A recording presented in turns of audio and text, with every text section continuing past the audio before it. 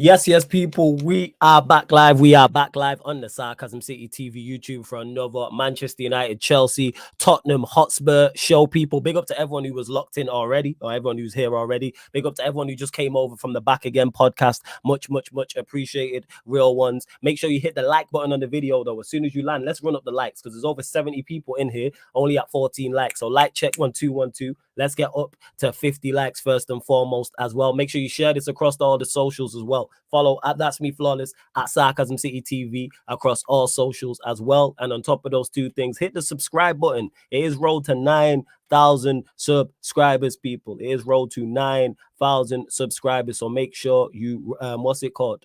Oh, why is this not? What do you mean you can't change this? This thing messing up. Anyway, people, I'm trying to get the comments up as well.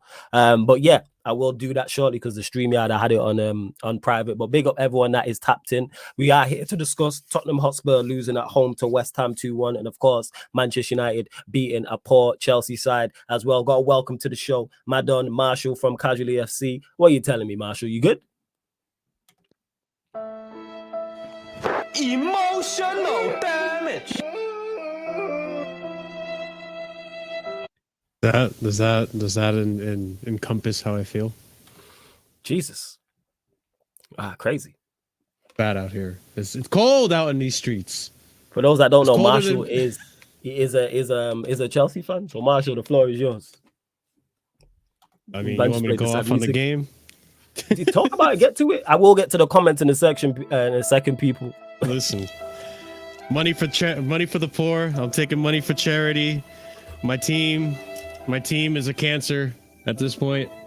It's just bad. It's bad out here. It's cold. It's colder. The weather, global warming is real.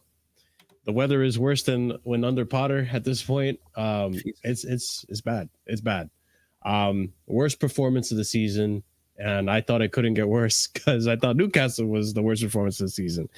Yeah, we were absolute shit, man. That's why I told you guys, like, I wasn't confident. I have no chest going into this game. I did say 3-1 because I'm like, you know what? Maybe this team will surprise me. They can score goals, but on this day, everyone was shit. And it all comes down to the manager. And I mean, I'm sure we can go off more on the manager and going on to details of that. But like overall thoughts on the game, man, it was an absolute shit show. Kudos to United. They showed up. They honestly, Ten Hag did basically what you said. He did basically exactly what you and Rhino said. Played the players that you guys said, the players that want to play for the club. And you know what? Look what happened. They showed up. They actually showed up. And kudos to United.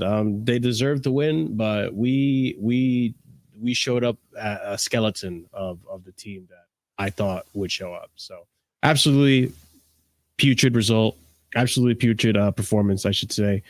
And Poch has a lot of pressure on him, I'm sure. Most of the fan base are really disappointed with this. Nah, first. People, I'm trying to get the comments up on the StreamYard, but they don't want to work. But you lot continue to run up the likes as well. Stephanie G, big up to you. Sheik, I see you. Corey P as well. Eli also as well. Corey P says, I'm down to banter my club for a solid 5 minutes. Where do you stand on Poch? I'm out. What? I can't believe I'm saying it. Yeah, no, I'm out. The thing is, though, like, it's not going to happen this season, but I don't think he's the guy. You know what it is? That game made me realize that all the speculation I had about Poch prior to coming to this job, which, mind you, I didn't like Poch prior to this job. I was not a Poch fan. I wanted Nagelsmann instead. That ended up not working out because he kind of rejected the job in a sense. Like he was in contention for it, but something must have happened in those meetings where he was just like, nah, I'm all right. I'm okay. Like if you're not going to give me the power or whatever it could have been, he walked away from the job. Mm-hmm. Enrique pulled up for the job as well, but our owners didn't like it. Those are like my two picks, right? Enrique or Nagelsmann. Poch was the last guy I picked. I had little to no respect for Poch between how much Tottenham's fans glaze him up for just getting him up to a Champions League final, which kudos. That's a big accomplishment for Tottenham, but that's as big as it's going to get for for Mauricio Pochettino. And when it comes to Chelsea standards, that's nothing really. When it comes to our standards, Chelsea, the standard is to win trophies. The standard is to win competitions. The standard is to try to compete for the Premier League and win the Premier League. It's been a very long time since we won the Premier League, and we were trying to get back to that level. I didn't see us doing that with Poch. So I didn't really respect Poch that much. And then he goes to PSG, fails in his first season. I don't care if people say, oh, he showed up towards the end of the season. He was picking up the scraps that Tuchel had left and all this and that. I don't care. Tuchel came into Chelsea, trying to pick up the scraps from Lampard, and he got a result. He ended up winning the Champions League. Yes, in hindsight, we see he papered over a lot of cracks, and he got the team to perform a much higher level than they really should have been. But regardless, he got a tune out of the players. Poch going to PSG, he couldn't manage, big egos like Neymar, Messi, Mbappe. The players there weren't responsive to him. They didn't play to what he had. They didn't respect him, essentially, right? Like the overall sum of it, they didn't really respect him. Which, okay, I get it. Like these are some of the greatest players in the world. Whatever. Who the hell's Poch? What have you done in your past? I get it. So then the second season, he wins the Ligue 1, the league title, which, all right, cool. That's something you're supposed to get when you're at PSG. Like they don't expect anything less. Like that's like going to Bayern and applauding Hansi Flick or Nagelsmann for winning the league. That's like a given. You're supposed to win the league at Bayern. Right. So I'm not having this like praising him for that low standard. So him coming to Chelsea and then seeing that game yesterday, seeing all these inconsistency, it finally opened my eyes. Like I just had a come to moment. I'm just like, oh my God, these kids, these young kids, 21, 22, like 18, they don't respect this guy either. They're not responsive to him. They're not playing to the tactics that he wants to play. There's even a comment earlier in a tweet somewhere I read, and Nazar Kinsella quoted, that these players, Poch thinks that the players are too soft. He advises them to, go into tackles, get stuck in, play the dark arts, but they don't listen to him. And I'm connecting the dots now. I'm just seeing like, you know what? These players don't really respect Poch. They're responsive. They like him as a friend, maybe, but they don't respect him. They won't show up for him in a big game like United, which I would assume it's Manchester United. This team shows up when it comes to big teams. And then when it comes to the smaller teams, they get, complacent and don't play their hardest. So I'm thinking, dude, this is like, like a rivalry to me, the old school rivalry.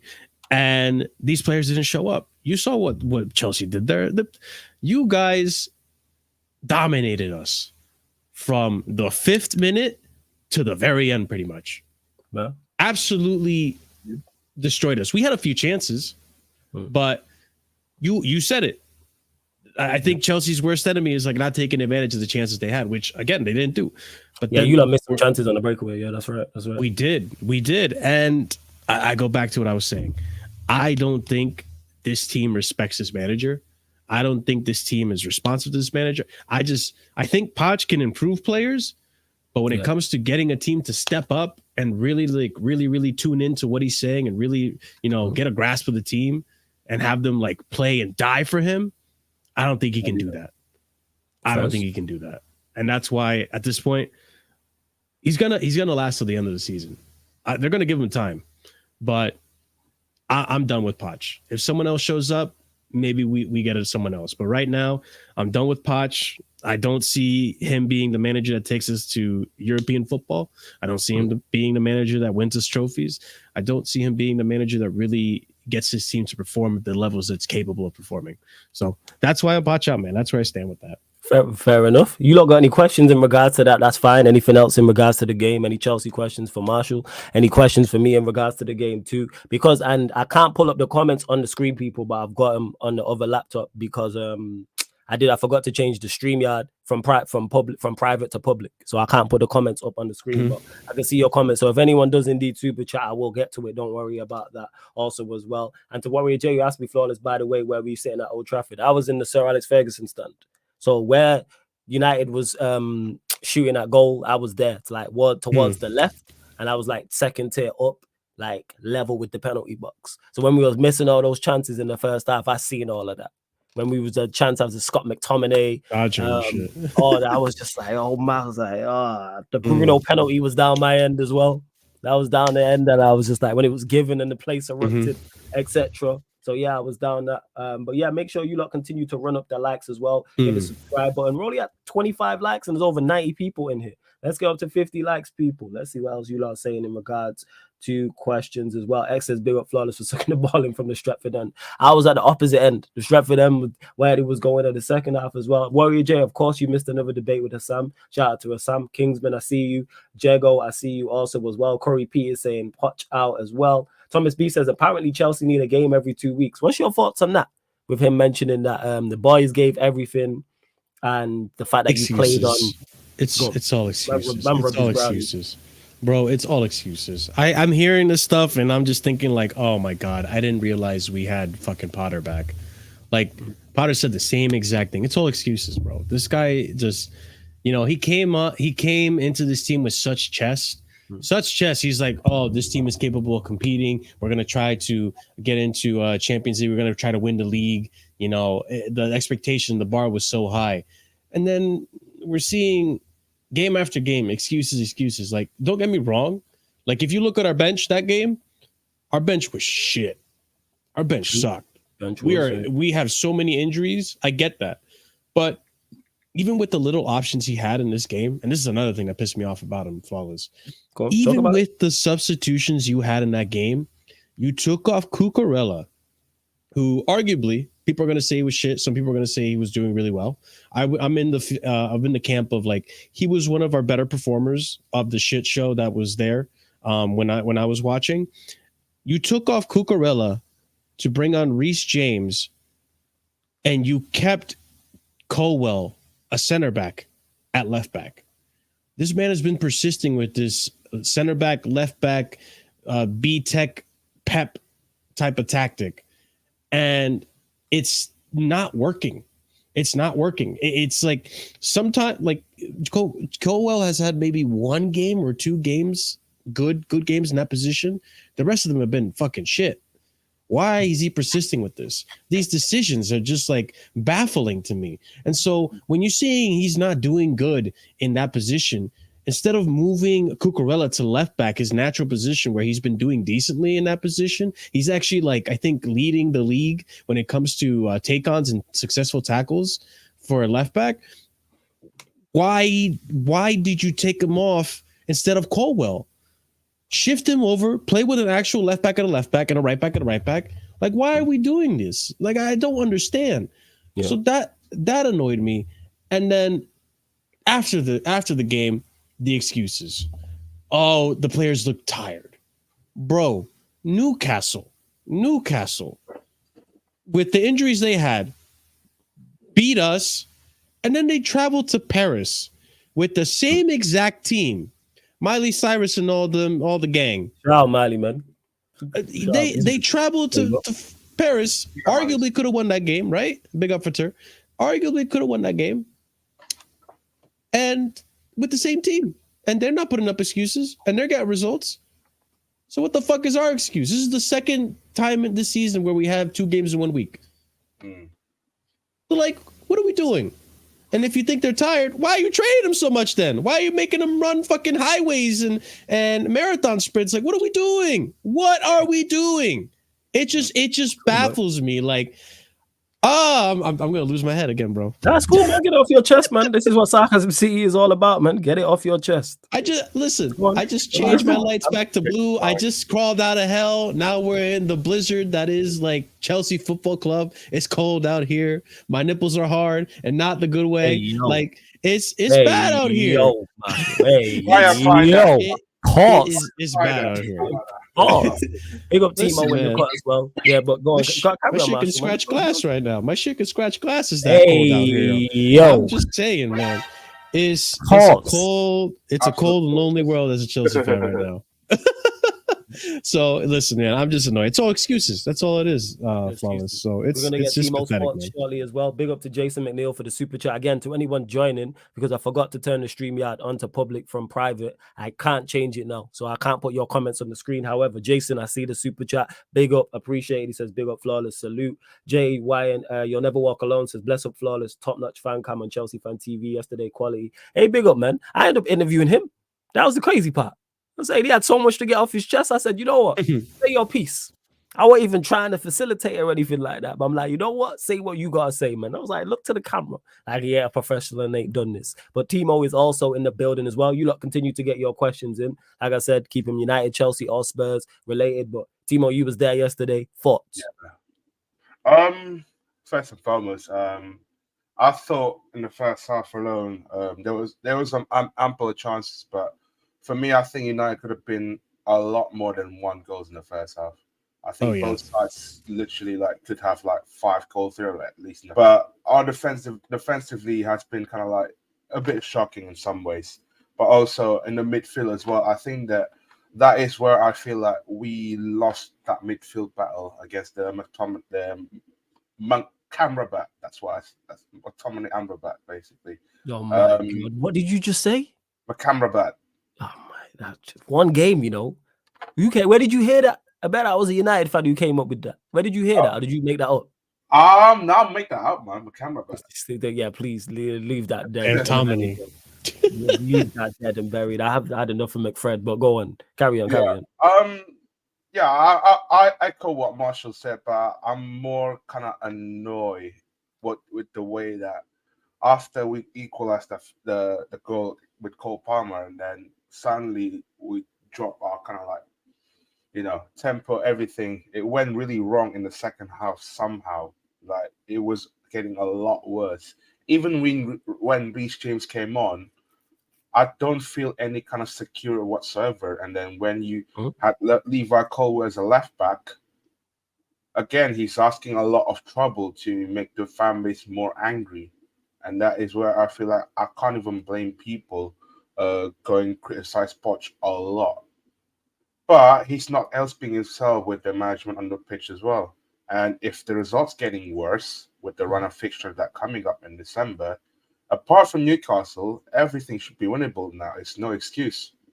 We have to pick up couple of these results. Otherwise, it's not going to be easy when it comes to January. That's the thing, though, too. That game, Anthony actually looked like an 80 million pound player. He looked decent. Like he did his thing. Even though he lost the ball when he went past Thiago Silva, because I seen, even though it was over the other side of the pitch from where I was, but Thiago Silva got back in. Exactly. Like he managed to tackle him. So what is the skill? If that's this man was tickling Colwill at that left back, bro. This man was just. Did you say he was tickling? He was laughing and frolicking with Colwill. Right. Colwill trying to be all serious and shit. No, he was tickling Colwill. My man wasn't doing shit. Because you just had an AO. That's why I had to just clarify. That's all. But go on, carry on. That game was an AO. Like we were abused. It's flattery that we lost 2-1. Yeah. It definitely flatters you more than it flatters. Yeah. That's facts. Facts. So it was just bad. The fact that you guys actually got to see Anthony play really well is because Colwill was really shit in that position. It doesn't work. It doesn't work, man. Oh yeah, but it was Staffy actually. Yeah, it was Staffy. He said my camera back. And that's crazy. Staffy out here running jokes. Big up Jez in the cut as well. What are you telling me, Jez? You good? Yeah, man, I'm good. What are you guys saying? All blessed. But Timo, where do you stand are you Poch out? Where do you stand? Because Marshall, other people in the chat have been like, I'm done with him. Where do you stand? I'm not that person who likes to criticize manager. I'm not either in and out. I'm more of a towards the club. I'm more club first than the manager, in my opinion. Okay. And if you look at the situation right now at Chelsea,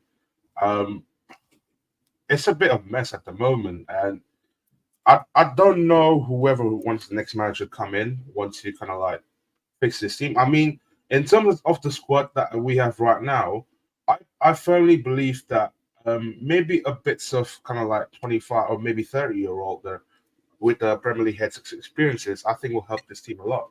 I think for me, we've got two so far. We've got Sterling and Silva, but my problem with Sterling is that 1 week he had a great game, and then the week later he had a bad game. So basically, he's a bit inconsistent at the moment. But yeah, I'm really not sure where we're going with this kind of managerial situation, and it's a mess from top to bottom at the moment, man. Like, hopefully, kind of like carry on. One sec.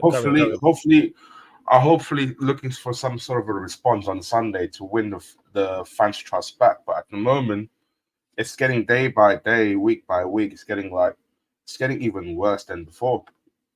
But that's the thing that frustrates me is like even the result was bad. Obviously, we lost, and we should have lost by a lot. But also, what was revealing to me was like in that game, the viewers that were watching from TV, could clearly see he has our defensive line was being pressed by Højlund, Garnacho, Anthony, McTominay, and Bruno. Constantly 5 men pressing us, aggressively pressing us. And my man Poch,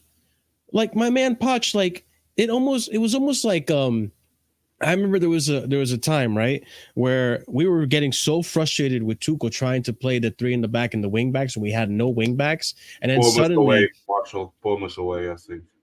Like, remember when he finally changed, like halfway mid game, the second half, he changed to a 5 in the midfield, and all of a sudden we looked so much better. And it's like, Tuchel, oh my God, you finally changed, right? Instead of going to 3-4-3, he went 5 in the midfield, and then we ended up winning the game, and then that tactic became another tool at our disposal.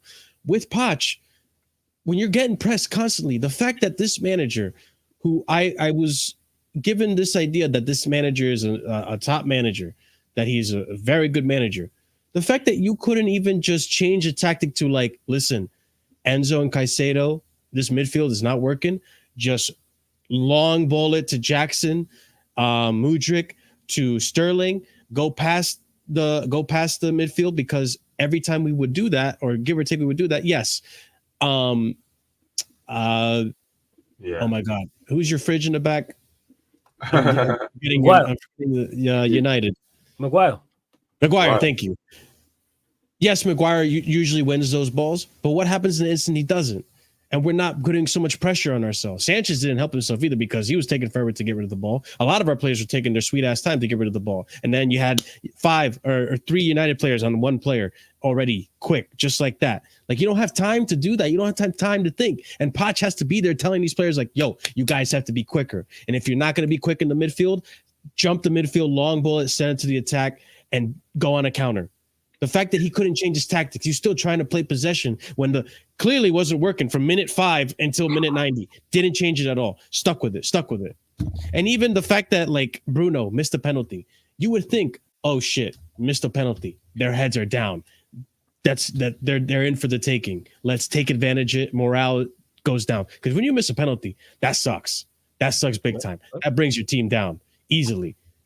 And especially in the form that United have been, that happens. The fact that we couldn't exploit it, I don't know, man. This game was. That's why I feel Poch up, because tactically he's inept as well.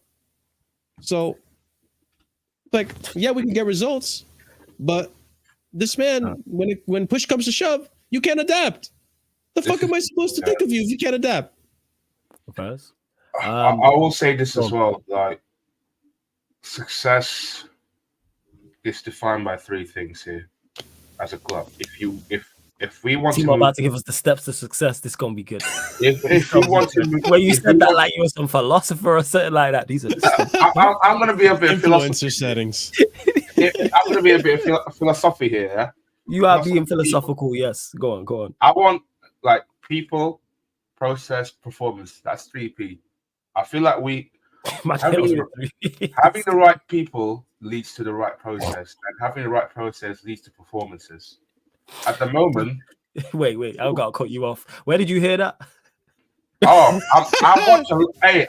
Every time I'm on the train, man, I always keep a lot of motivation speakers on YouTube. Always from a motivational speaker. That's my bro. Respect it. That's my bro. I respect it. Man said the 3 P's. I was like, here we go. You know what I'm saying? Team, I respect. See, let this be a lesson before you carry on. People, you can always grow as an individual and that. Expand, whether it's physically, pause, however it's expand your mind mentally. Like, that's what it is. As is Timo here talking about the 3 P's. You know what I'm saying? And breaking it down. Go on, Carrie, run it back from the top of the speech. The floor is yours, Timo. I feel like at the moment it's still not too late to become a serious club. And I believe that we can be serious club again, but at the moment that I'm looking at the squad right now, we don't have time to kind of like pamper around with 23-year-olds with kind of like 50 league starts in their career. And also, if you look at our defensively, someone like Desasi is not on an elite level. Like, for me, maybe a left back. Like, don't spend where it isn't required. And I feel like that is where the structure, people behind the scenes like Paul Winstanley and Lawrence Stewart and all that, that's where I can take the blame in terms of the recruitment. At the moment, our attacking midfielder and winger has been a mess. Sterling is a good option for a number 10, but at the moment we got Palmer, Mudryk, Chukwuemeka, Madueke. They're very inconsistent as of late. Like, plus we got Nkuku coming back. We just don't know, is he gonna be the one that, you know? I'm not hearing this like, oh, people are really right now, what I see so far, pressuring on Nkuku to get the 20 GA mark this season. You're not gonna expect that, and that's the problem as well. And last but not least, that lot of soft reliability, I would say. I don't know if the half of our team going to be fit. I don't know Jackson will be the baby Drogba that people talked about. I don't know Mudryk will be that baby Hazard that people talked about. Baby Hazard, baby Eden. Someone actually said that. That's crazy. I know someone ran with that. I already know. And at the moment, we're just I seen worse things. We are literally a kamikaze football. Like, at the moment, like, it's still young. It's still a bit young. I feel like the squad buildings needs to do a lot more, and we're just gonna have to choose sooner rather than later. Would you choose Mudryk or Madueke, Palmer, Chukwuemeka, Jackson or Broja? Like, I don't know. At the moment, it's just like until that is fixed, the process won't be improved. Okay, first. Hey, big up to Surfer also in the cut as well. Yes, Surfer, what are you saying? You good? Yeah, sorry about that. No, it's all, man, because the back again pod ran late, so don't worry about it, man. It's all well and good. It's all well and good. So before you get your thoughts on all of this, the multiple things, I will get to the questions, people, again, because I didn't change. I know some new people have joined. I didn't change the StreamYard from private to public. I can't put the comments up on the screen, but I've got the comments, so don't worry about that here on the other laptop. Let's run up these likes, though. There's over 100 people in here. We're only at 37 likes. So let's get up to 70 likes, people. Like check 1212. Like check 1212. Make sure you subscribe to the channel as well. It is road to 9K. Also, make sure you subscribe to Marshall's channel, Casually FC. The link is in the title. Casually FC. You just click the link. It opens up a new tab. That way you can subscribe to his channel as well. To Leacher 6, you asked me about am I still giving Ten Hag time? No, time's up. And I give my further thoughts on like the Chelsea game. And yeah, it was a good game and we played well, but we need to now do that consistently. Go do that on Saturday against Bournemouth. Go do that against Bayern Munich. Go and put in a performance away at Anfield, and so forth and so forth. Then I look at it and go, okay, maybe we've turned the corner. At the moment, I'm just looking at it like it's a one-off and we took advantage of a very bad side. That's how I'm looking at it right now. Hopefully I'm wrong and we put in a great performance against Bournemouth and win. And then I go, all right, that's 2 in a row. That's a great start. But then we have 2 serious tests against quality opposition in Bayern Munich and Liverpool. Like, also as well. So yeah, and also as well, Corey P did ask to you, Marshall, about Poch. Who do you want as manager? Is what he's saying. Because he's saying, who would you take? Because you want Poch out. He's saying Flick. Honestly, here's the thing, because Fatur alluded to this earlier. It's not even just the team and the manager; it's also the structure. When Stanley, the owners. Now, we can't get rid of the owners. Roman put a clause in there that these owners have to keep the club for 10 years. So all these Chelsea fans saying Bowley out, all this shit. Guess what? You're just being toxic. You're not helping. Whatever. Like I can at least sit here and say that as bad as they've been, they're trying, but they keep fucking up. They're not like neglectful like the Glazers, I would say, right? Mm-hmm. So they're trying. They just suck, and they've been bad. They've just been making errors constantly, and this is another one. So there's no point in me saying owners out. The directors, I don't know. Maybe we need to do directors and see if there's more that are more competent. Because at the end of the day, like Paul Winstanley, where did he come from? Brighton. And then Lawrence Stewart from Monaco, a short stint, but he was from Red Bull Leipzig before, I believe, or the Red Bull group before. So they're not like top tier directors of football, right? So there's that. When it comes to the management, though, that's the problem. As long as we have this board, I don't know who to pick because I don't think I can trust them to pick a manager that would work out. At this point, I'm willing to just throw paint at the wall. Give me Joe Smith.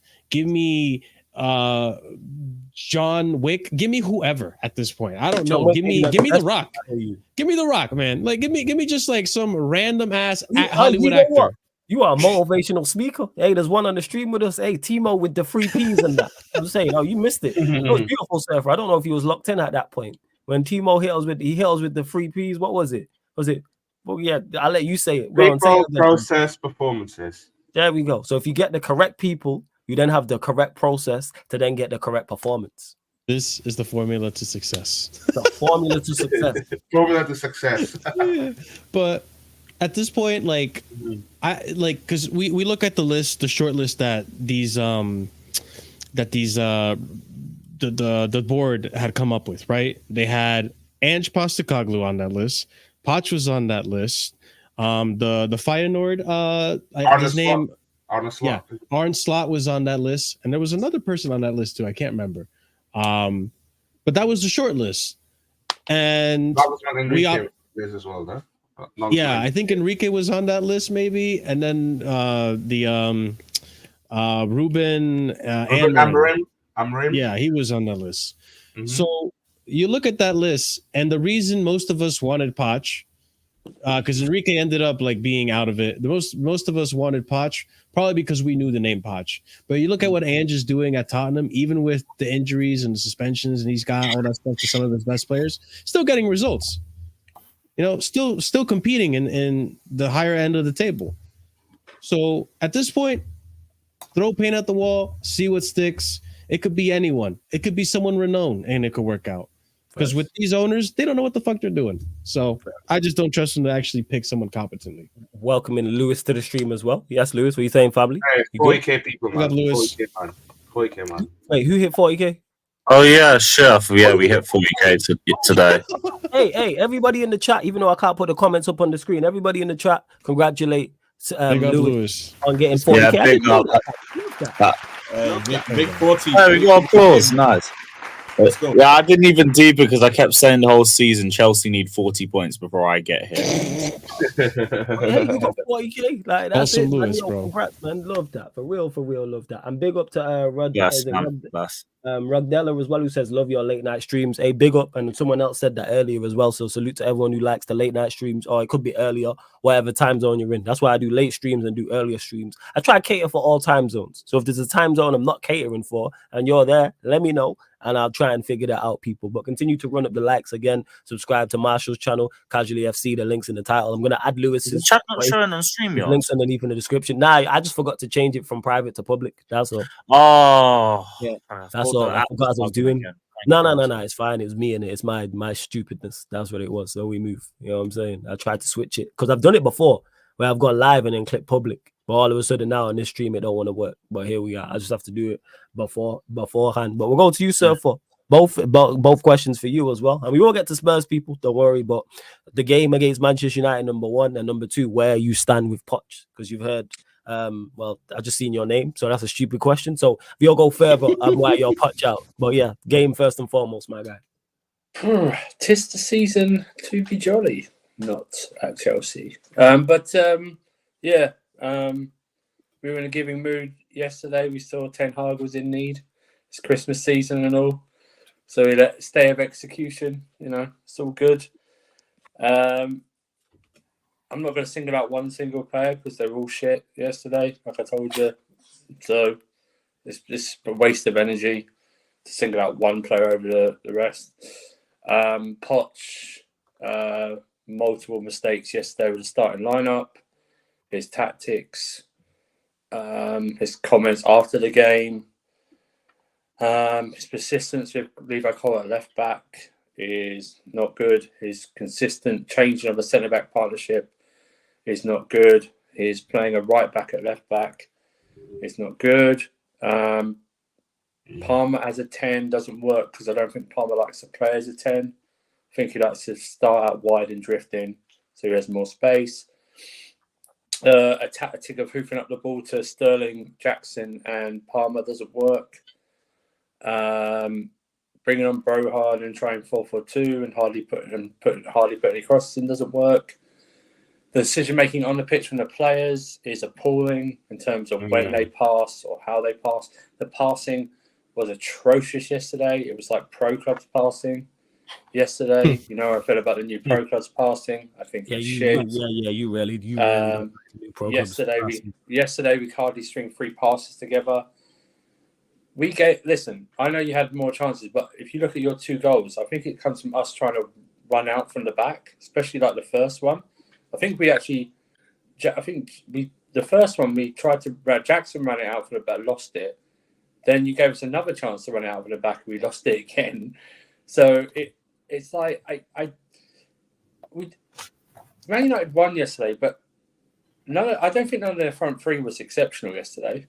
Or did much yesterday. I mean, I think Garnacho got the assist, right? For Garnacho was the brightest out of the 3 of them. But he wasn't like he was like outstanding. Do you know what I mean? I agree with it. You know what I mean? I mean, McTominay. This is how bad we were. McTominay should have scored 5 goals yesterday. 5 goals. That song's in my head. Oh, that song's great. Again, on a side note, can I just plead to football fans? Can you give good songs to good players, please? Stop giving great songs to shit players. You, especially you. With the Timo Werner stand. Yeah, I'm saying. We think we've got the Timo Werner stand in it. The guy who went Frank Lampard as manager. The guy who backed Frank Lampard as manager. We see you, Timo.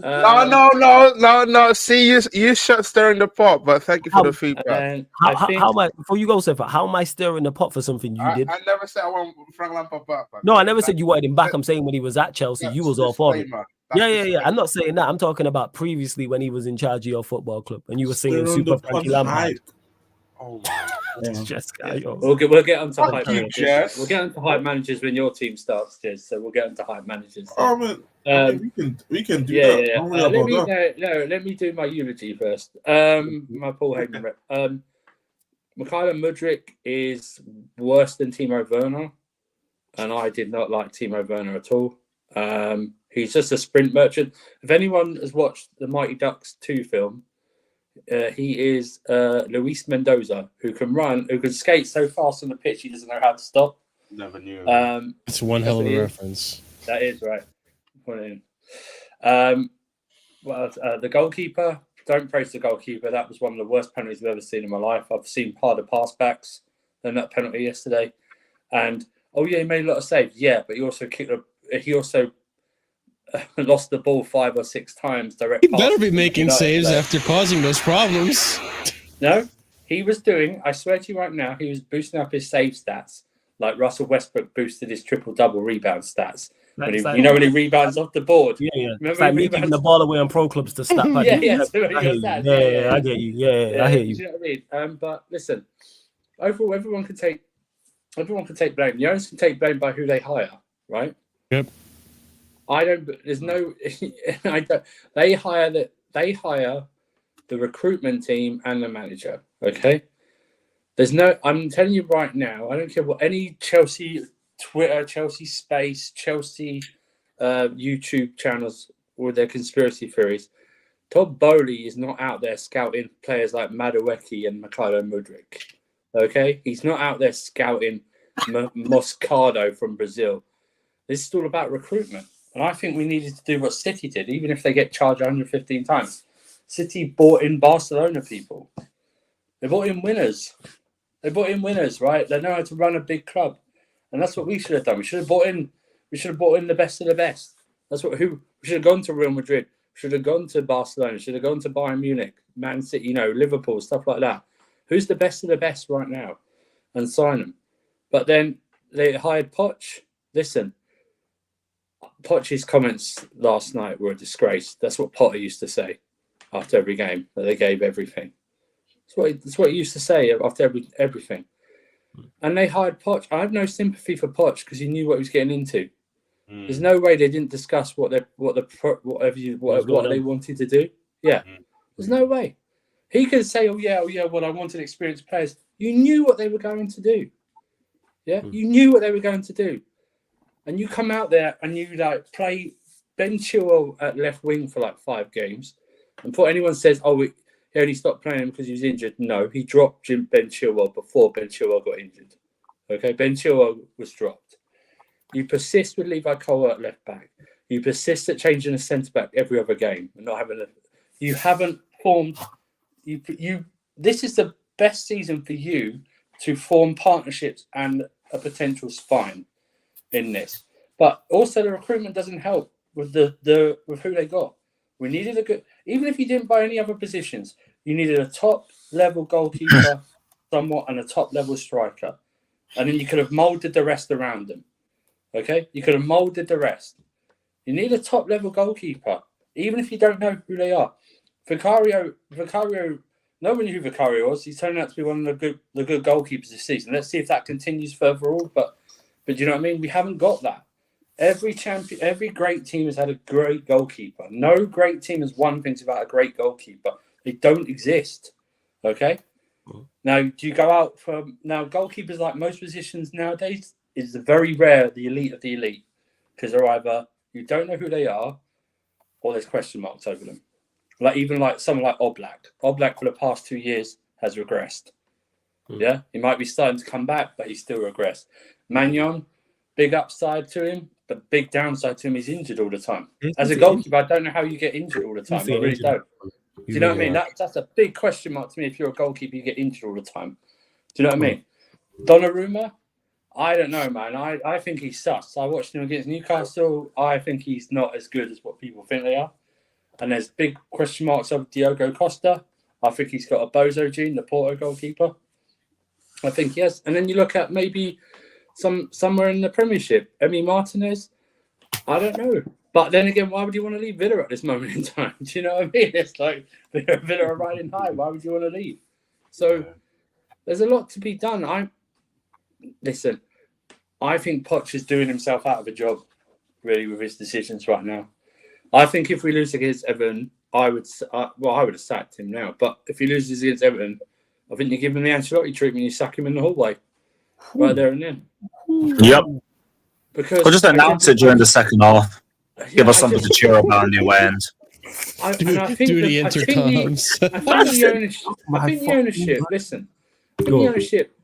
ownership need to do sort of a pivot and go. We need to start looking at more established players. Like for me, we're linked to Osimhen. I'd go get Ivan Toney. Do you know what I mean? I'd rather have Ivan Toney than Osimhen. Because Osimhen's a bit still of an unknown for me. I've seen Ivan Toney.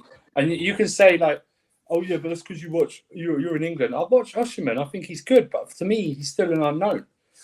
I like Ivan Toney. There's more questions. I'll take Ollie Watkins over Toney for me. No, you like Ollie Watkins because of what he's doing now. You wouldn't have said Ollie Watkins. Another flavour in a month signing. Yeah, so don't try that. Yeah, you know what? I agree with you. I think you should go for Ollie Watkins. In the summer, every Villa fan was saying this guy wasn't clinical at all. That's fair. Yeah. Timo gets the player he wants to get at his football club. I get everybody wins. Yeah, well, Timo's player ID is like his OnlyFans ID. Do you know what I mean? It's not very good. I'd argue his OnlyFans thing is more extensive. Oh, that's okay. Well, you would say that when it would be extensive after the credit card payment goes through. That's a K a week, bro. It could be worse. It could be the guy. It could be the Ruby Rose guy. But fuck you, Jess. there's all blame to go around. But if we're going to be honest, right, Poch is more responsible for obviously what happens on the pitch, and also what is happening in training, because our injuries are not happening on the pitch; they're happening in training.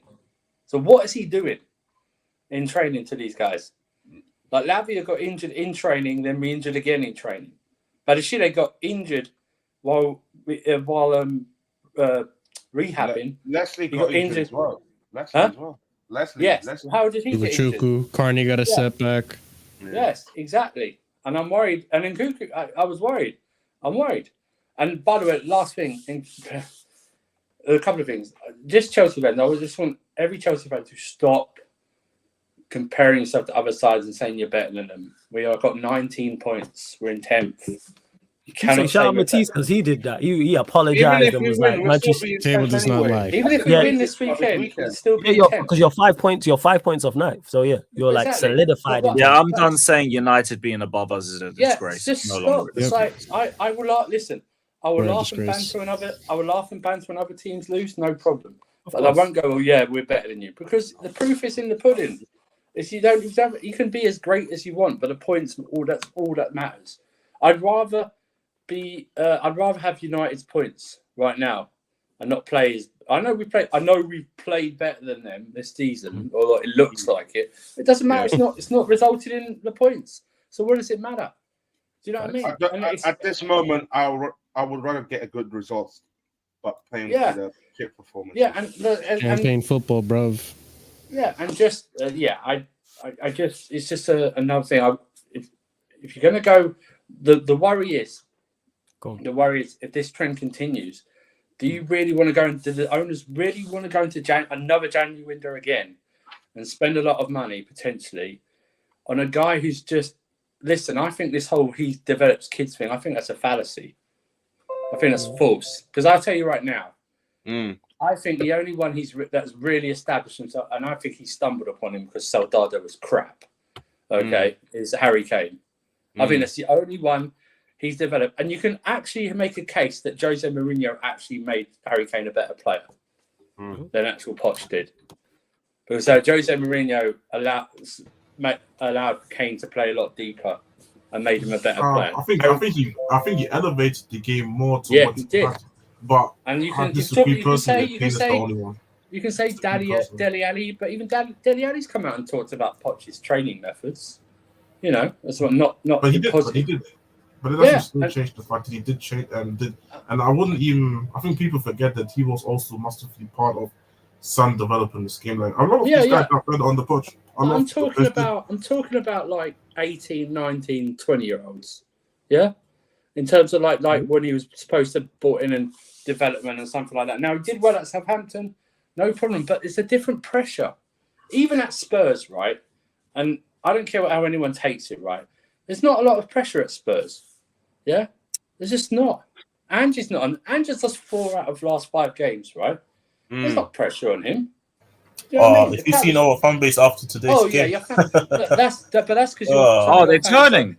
Some of your fans are depends who you talk to, but I'll talk about it anyways after this Chelsea thing. Some of your fans are delusional. Do you know what I mean? It's like I keep hearing, like not just Spurs fans. Yeah, I'm gonna talk about it. I'm gonna get into this anyway, but but it's just listen. Honestly, going away to Everton couldn't have been worse already. But the way they bodied Newcastle tonight, I watched that game from start to finish. 3-0. You can even ask Steve. I saw him on Twitter. It's like that was a flattering scoreline. And I know the first 2 goals. It's a couple of mistakes by Trippier, but they still. It was like not in terms of like chance creation, but it was like Villa against City yesterday, where they were completely dominant. Do you know what I mean? And you can say, well, Newcastle injuries and stuff like that. Yeah, but they beat Chelsea and Manchester United and drew PSG. Do you know what I mean? It's like that. But yeah, a lot of work to do. And you know what the crazy thing is as well? I think Surfer and Marshall forgot to mention of it. Remember when before the second goal came in, Maatsen was about to come onto the pitch. Right. And when the goal came I in, forgot about and that. then Marshall, and then when the goal came in, and then Poch literally told Masson to go sit back on the pitch again. Right, and you think you go why? Because it's only 2-1. It wasn't like it was to make it 3-1 like against Newcastle. Do you know what I mean? When we lost those 2 goals back to back in like less than 6 seconds, you could have come on. I do not. What makes it weird with Maatsen? Maatsen's a funny one, right? He had a guy who has played at left back more than Colwell has ever played at left back. Maatsen has played more at left back in his career, right? What makes it so confusing is that Poch literally brought Maatsen on against Brighton to play like a right wing back role to double up on Matoma. So what you're saying? So you're saying he can do a right wing back role, but he can't play left back where he's actually played before in a championship. I know it's under Burnley and stuff like that, but still played a whole season. You're saying a left foot. Anyway, move on. Better, I'm glad you brought that up because sorry, Marshall. Just you know what? If Everton didn't have point deduction, we could have been 11 though. See, that's a positive. Before we continue, we only have 52 likes. If Everton didn't get the points, if Everton don't have that point deduction, they could have been above us. There you go, man. That's what I'm saying. That's a positive. You right, Timo. You right. Hey, over 115 people in here. No, there is 115 people in here. What am I talking about? Sorry, let's get up to 100 likes, people. Let's just get up to 100 likes, please. Hit the like button. Continue to get your questions in as well. Of course, if you super chat, I will get to your question, people. Can't put it on the screen because I forgot to change the StreamYard again. I'm going to keep mentioning that because I know new people are joining. But Lewis, my friend, what are you telling me? Thoughts, first and foremost, on the game. Secondly, where do you stand with Poch? Are you still backing him? Are you looking at him with the side eye? Are you Poch out like Sir for a Marshall? No, I was looking at Poch on a side eye since Forest. Okay. In all honesty, yeah, like I'm out. I'm basically out. I'm out. Like I've been trying to ride. I've been trying to be very patient with this guy. I'm tired of him. I just don't think they're gonna sack him. I don't know how long we're going to sit here with this. And if he turns things around, fair enough. Well, I'll go back to having some belief. But I don't have any belief in this guy. Faith is earned, trust is earned, is what I keep saying. And this guy has done absolutely nothing in 4 months to earn my trust. I see the likes of Colwell, Caicedo, Mudryk, who Deserby got tunes out of all of them. They all look like amateurs under Pochettino, the guy who's meant to be the king of player development. But the only players I see developing are Sterling and Gallagher, players that were already here, players that were here last season. New excuses every week. Blamed our defeat on lack of energy because we had to play down to 10 men for 60 minutes against fucking Brighton, a team who played on Thursday before coming to play. I was with an 11-team injury crisis, by the way, and we had to sit back against them. So it's not even like we wasted a lot of energy. But that was the next excuse. We drop a briefing today talking about how we're waiting for Nkuku to come back again. And then they had the nerve to say Chilwell and Brozier at the end of it too. What the fuck is Chilwell going to do for this team when he comes back? And why the fuck are we even talking about him like he's even meant to be walking back into this team when he's ready? The decisions that I see getting made every week are more baffling and baffling by the week. How Colwell lasted a full 90 at left back and we took off our only left back to put a right back in there instead made no sense to me. So the fact that I've seen 2 away games in a row where these players look completely clueless makes no sense to me. The gaps between the midfield and the defense look reminiscent of Lampard ball. The goals that we're conceding in the last 5 games are reminiscent of Lampard ball. We can't beat low blocks. We play well against the top teams and then draw against half of them, or just spread our cheeks by the end of it. We can't do low blocks. The game management is hideous. The lineups are questionable. The excuses are pathetic. There's nothing to believe in. The game management, not there. There's no development of individuals. We've won 4 league games in 4 months. Everton are 9 points behind us. We're probably going to lose to them and have that lowered to 6 points. And they had a 10-point deduction. I've got no faith in this guy. He's a fraud. He's a straight fraud. And it just depends on how long are the board going to let this last before they realize they fucked up with yet another managerial signing and they pull the trigger. That's going to be up to them. And how long it takes will determine the amount of stick that they get based off this one. They deserve criticism regardless. But if they let this last until like March, April, and then pull the trigger, they're dickheads. They're dickheads because they just tanked another season. We can still get back into top 5, even with where we are right now. Thankfully, Tottenham have lost 5 on the bounce. So we could potentially pull ourselves back up. But a decision needs to be made and fast. If the results don't improve, he needs to be gone by the end of this year. He needs to be gone. You need to already be looking for a replacement. He shouldn't be comfortable. If they're doing this whole top 4 or bust thing, well, we're getting very close to that. We're getting very close to that. So make a decision. I've seen the likes of Emery, Ange, and De Zerbi come in and make instant impacts on their team. Ange with no fucking Harry Kane and a team in transition got them top of the table. Emery's got them in quiet title races. De Zerbi's made instant impacts in the style of play for Brighton. We have this dickhead protecting the point against you guys, against Bournemouth, against any big team. Even 2-1 up against a 9-man Spurs, he tried to slow down the play. He is a joke. He is a joke, and I'm tired of being patient with him. Get me results, and until then, I ain't with it, and I ain't with this guy anymore. First, emphatic. I'm saying we got 3 potch outs, and Tebow still. He's still 50-50 on it because he's more directed at the board. Free piece. See, Timo should be. It's funny because Timo should be the most angry because he actually pays. I know Lewis goes like all the home matches, but he doesn't go all the away matches. Yeah, Timo goes everywhere, home and away. He should be the most angry out of all of us. Like, he should be most angry at Poch. Yeah, he's saying, but he's not saying it with Poch. You know what? They won't revoke your tickets if you say Poch out. Don't worry, man. Half the away end is basically Poch out at this point. I know, bro. Right, was that conversations in the stadium in your end? It's not even conversations, but you can see it. They're just not being vocal about it like with Sarri. But let this go on for a few more away games. Everton itself, if we don't win, I'm expecting the away fans to turn on him. Like, you don't tell you what, if he's that, I think if he's still there, that Christmas Eve game against Wolves, if we lose like that, man, you know what I mean? That's gonna be peak. They might break because no one likes. Riots at the bridge. They're already complaining about playing on Christmas Eve and traveling, obviously. Because the bridge is coming. Coming down. Thank you. Forget all of that. Not even that far. Let him drop points at home to Sheffield United next week. Let him drop points. Sheffield United. They will start then. Yeah. Sheffield United. You know it's funny though. Like I'm I don't know if anyone can say anything about this side with any. No, sure you guys.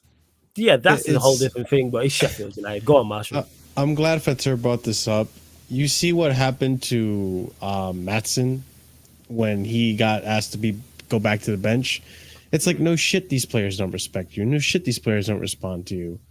Like, it's like there's definitely disgruntled players in that locker room. And there's definitely something going on that we don't know about that hasn't been leaked yet because it's any day now. I'm waiting for that Matt Law tweet, that juicy Matt Law tweet that, some players have come out and they're very disgruntled with Pochettino. And there's a group of players that also, don't believe in the process that Pochettino. It's going to happen. This is a vicious cycle. It's going to happen all over again. Happen with Poch, it's going to happen with Poch again. He talked about managers, and I don't want it to happen. I'm already seeing, and by the way, it's just Twitter, so you can take it with a massive pinch of salt. But you are going to see, and I can see them doing this because this would be such a PR move, and they love PR. You can see, if it gets worse, you're gonna see the links to Jose Mourinho start. I'm not joking. I said it the whole today. Mourinho back at the bridge for is it a third time? Third time. It's the usual thing, Mourinho. I think it's his 3rd season at Roma, right? So it usually breaks down in the 3rd season. And it's already like breaking down. I know they've scored a lot, but you're hearing reports out of Italy now and again about how he's like becoming a bit disgruntled and stuff like that. But you will see something, and I don't personally want it to happen because I don't want his legacy tarnished with these players. Okay, I just don't want it. I don't want it because you're going to get some idiotic Chelsea fans. You're a rubbish manager, and you know, just honestly, I just don't want it. I don't want it to happen. But you could see that happening. Whether it's a short term, like an 18-month or something, but till the end of next season. But you could see that. Now, everyone goes, "Oh, which manager's going to take over?" First of all, managers live on their egos and they love to be paid. So any manager will take over any club. Okay, I don't care what it is. What it will do is it will actually in negotiations, it will probably make their part of the side of the deal stronger. In terms of they can always go back and go, "You've tried to do it this way; it's not worked. You need to work with me. I need to bring in a better director of football to work with, and we're going to build this together. You know, we're going to build this together. We're going to still get youth players or younger players. We're going to build that. So the ones you've got now, like a Palmer, Caicedo, Enzo, stuff like that, Valashile, Gusto. We're going to build. We're going to build with them, but we're just going to add a bit more of experience. You know, a bit more flavour experience, because we're going to want them to build. And when they're finally matured, we then bring the other younger players in when the ones that have been here for like 4 or 5 years are established and stuff like that. That's what I hope they do. But then again, owning a football team or a sports franchise is all about ego, right? So he's only on a 2-year deal. Yeah. So it's only a 2-year deal. I'm like Potter. Potter's was a 5-year deal, and everyone's thinking we got to play 50 million. But it was only, I say it's only 12, but in terms of football terms, it's not that expensive. So it's only a 2-year deal. So, you know, stuff like that. Yeah, but I wanted to ask the Chelsea, fans in this panel just a question in regards to Poch. Do you guys think that if Poch happens to turn it around, and when I say happens to turn it around, just gets us competing more, because I don't think any of us think he's gonna get us Champions League. But if he happen to get like some results, the way I stand, I still want him out. I don't think he's the guy for the future at all. Like, just seeing how badly managed that game was, how inept he could be, like it could happen again further down the line. I don't see him like, oh, it's clicking and now he's improved and he's a great manager all of a sudden. No, I think he's still going to be the same Pochettino, making these stupid mistakes. Even if he gets a string of results. That's where I stand. Where do you guys stand with that? I think when it comes to him, what he's thinking, I think he's banking on Nkunku to save him. I think that's what other Chelsea fans think about himself. Yep. If I was him, if I was the board, I'd say, I don't care what you're doing. The next 4 league games, you've got to get 12 out of 12. And if you don't, you're gone. Like that. You're gone. I know it's like, might sound a bit, because like, if you look at it, Everton's a bogey ground for us, no matter how we've been, like that. Sheffield United at home, you should be winning that. Wolves away, Wolves are a very funny side to predict. You know what I mean? They're a tough side. They're a tougher side of what people give them credit for. They hang in there. And then you got Luton Town. We saw what Luton did the past few games with Liverpool and Arsenal. I know there was a couple of David Raya mistakes, but that shit happens, right? Do you know what I mean? So I would do that, but I even think if we get a mixture of results, I think he'll still be there. So. All right, cool. I won't be surprised. I won't be surprised if, let's say, if we get 4 players back and then the results not improving. I would not be surprised. Probably Luton away. That is probably the last straw. Yeah, I think back to back. You lose to Everton and drop points against Sheffield United at home, he'll be gone. Because you've got to remember the game after that is the Newcastle quarter-final League Cup tie, right? First of all, I have no idea how much Newcastle are going to take that seriously. Look what they did at United. They played like 6 fullbacks. Do you know what I mean? Yeah. And look at their injury stuff already. Do you know what I mean? I don't know what they're going to do on that. So no matter what you think, there is a chance to get into a semi-final of a cup, right? And there's a chance you might actually face in the semi-final like a championship team. Do you know what I mean?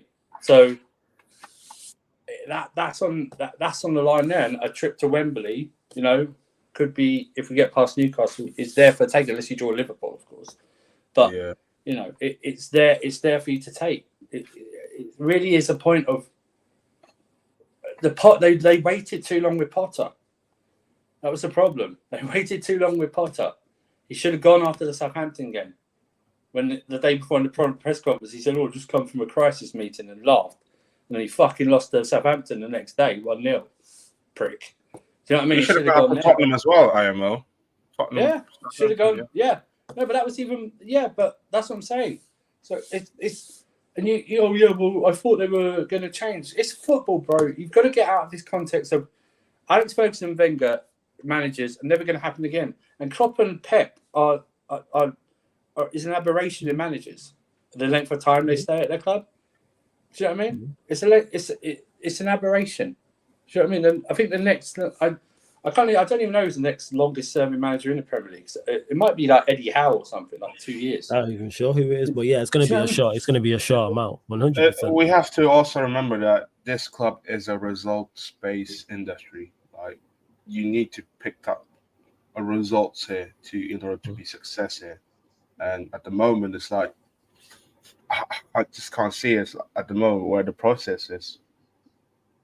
No, first. And big up to everyone who is still locked in. We are going to get into the Spurs segment. Don't worry about that. Obviously, any Manchester United questions, feel free. Any Chelsea questions, I'll get to. To be sure your question does get read out. Super chat, though, people. Again, Lewis's channel and Marshall's channel, Casually FC. Links are both in the title as well. Big up to Jack, who says morning. Big up the panel. He said morning, so obviously let us know where you're actually watching from. You are a member of the channel as well. Link for the membership is in the pinned comment. Another very entertaining and informative show. Flawless, even though I'm an Arsenal fan. You're one of my favorite content creators on these YouTube streets. Hey, big up, man. Love, appreciate it. For real. Let me just address a couple of comments by Macy.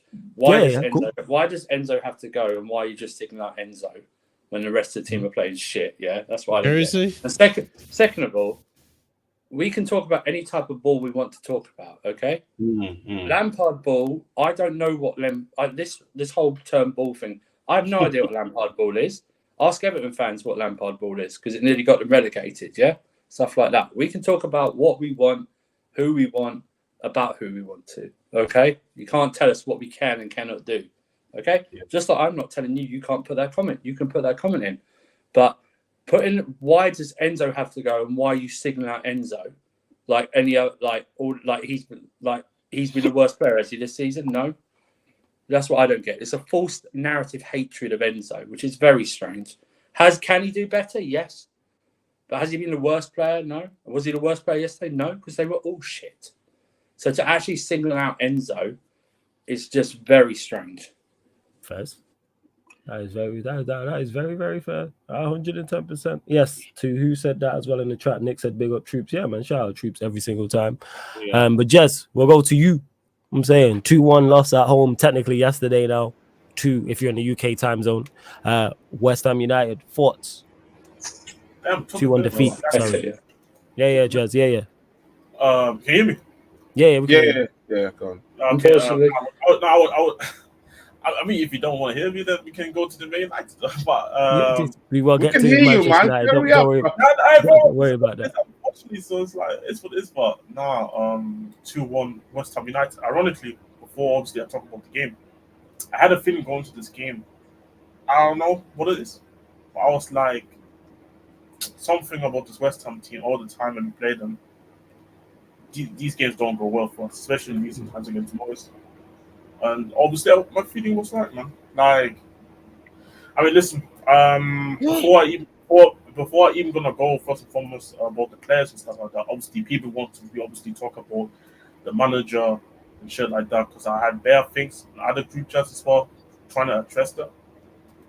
I have no issue with the manager today personally.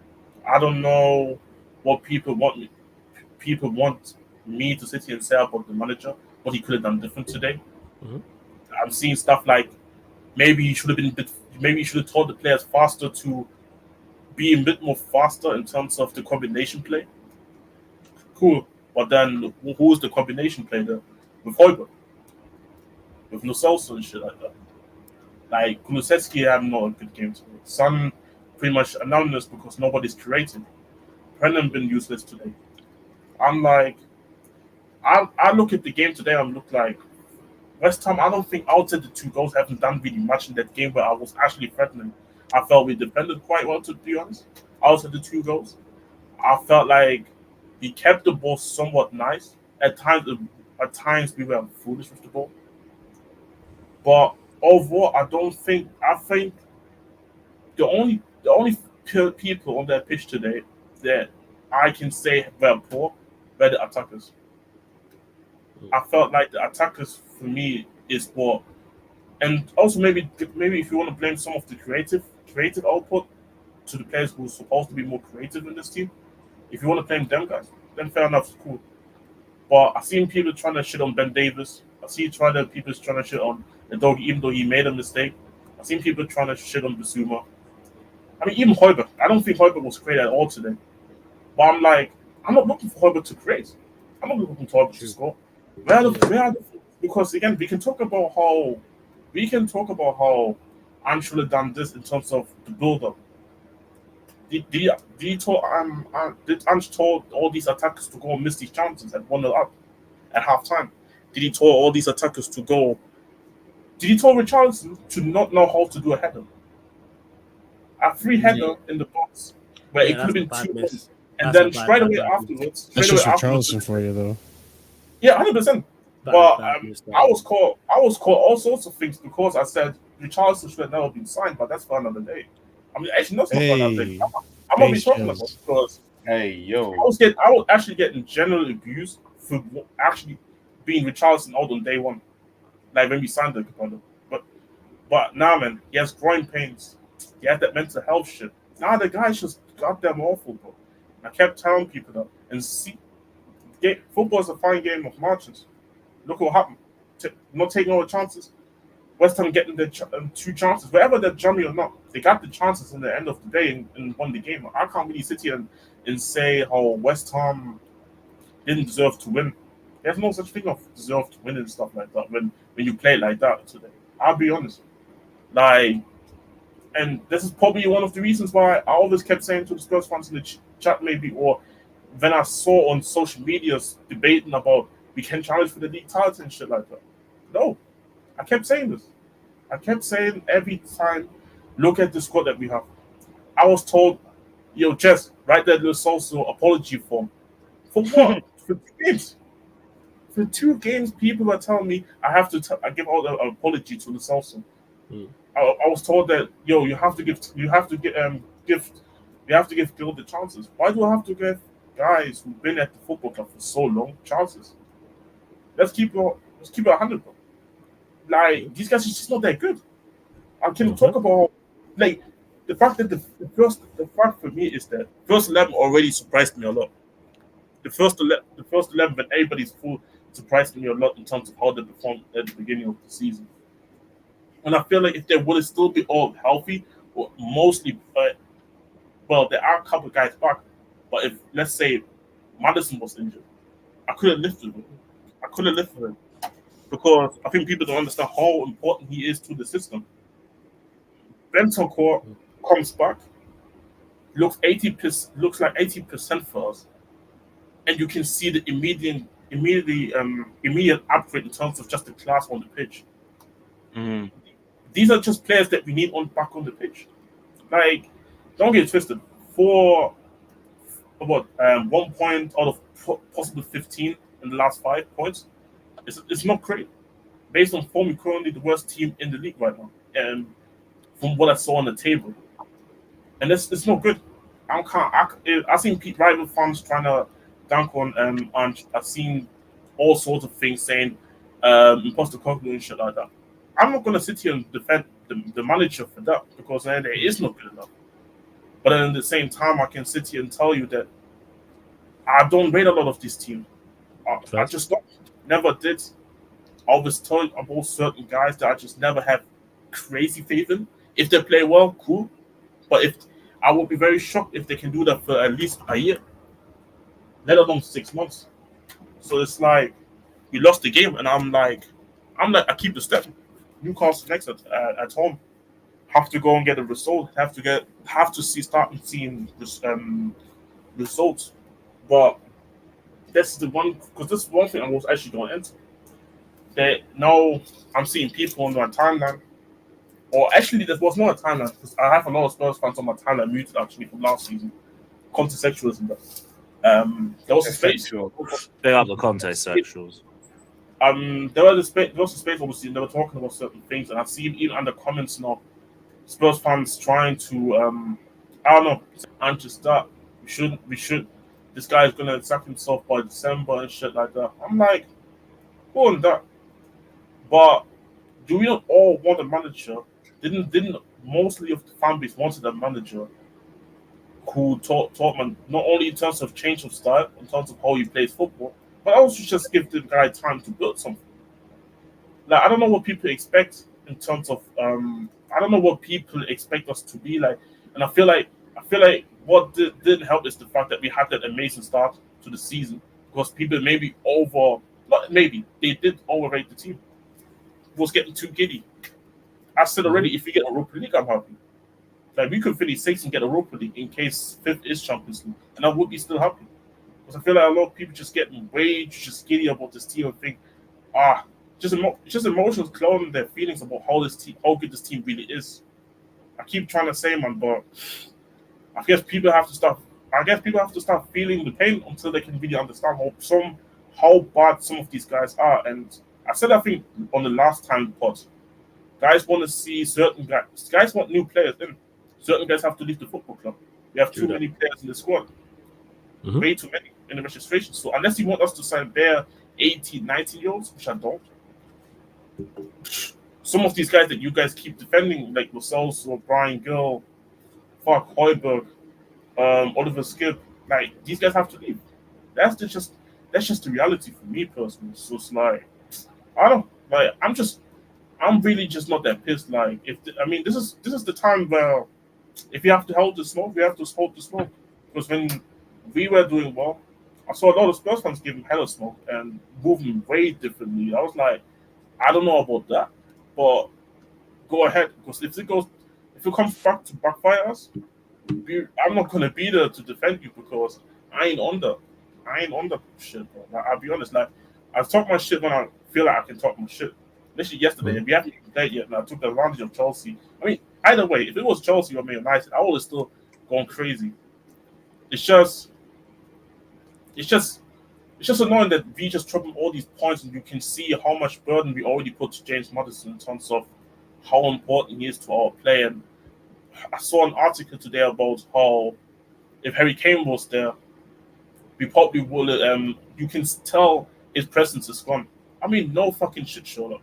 This is the top fish taker in the league, in the world, not in the league, in the world. So, any position where you take a top 3 player of the world out of your team, of course, the position is going to get worse. What the hell?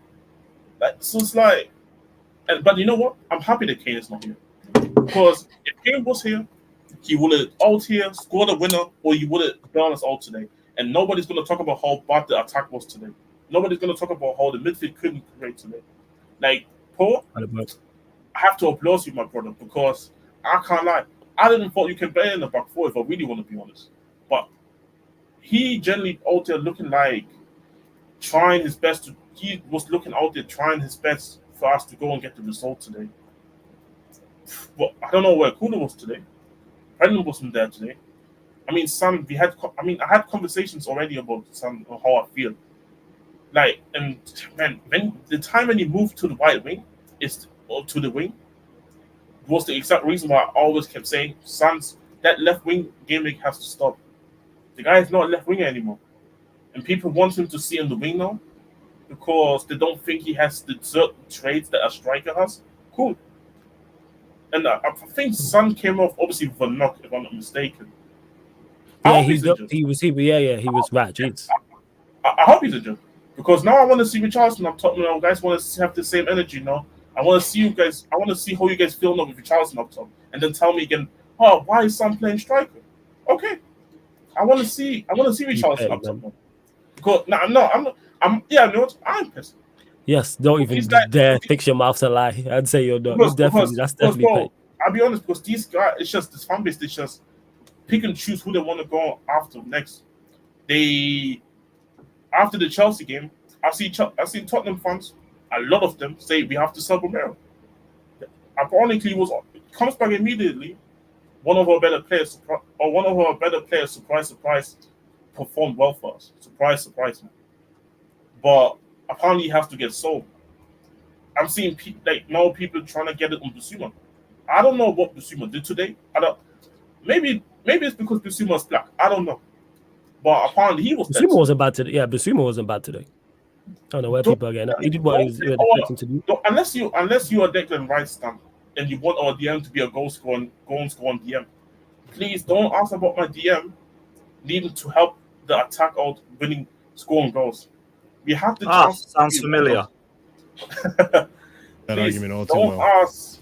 I don't want conversations where we need our DM to be the one to bail us out. I don't need these conversations.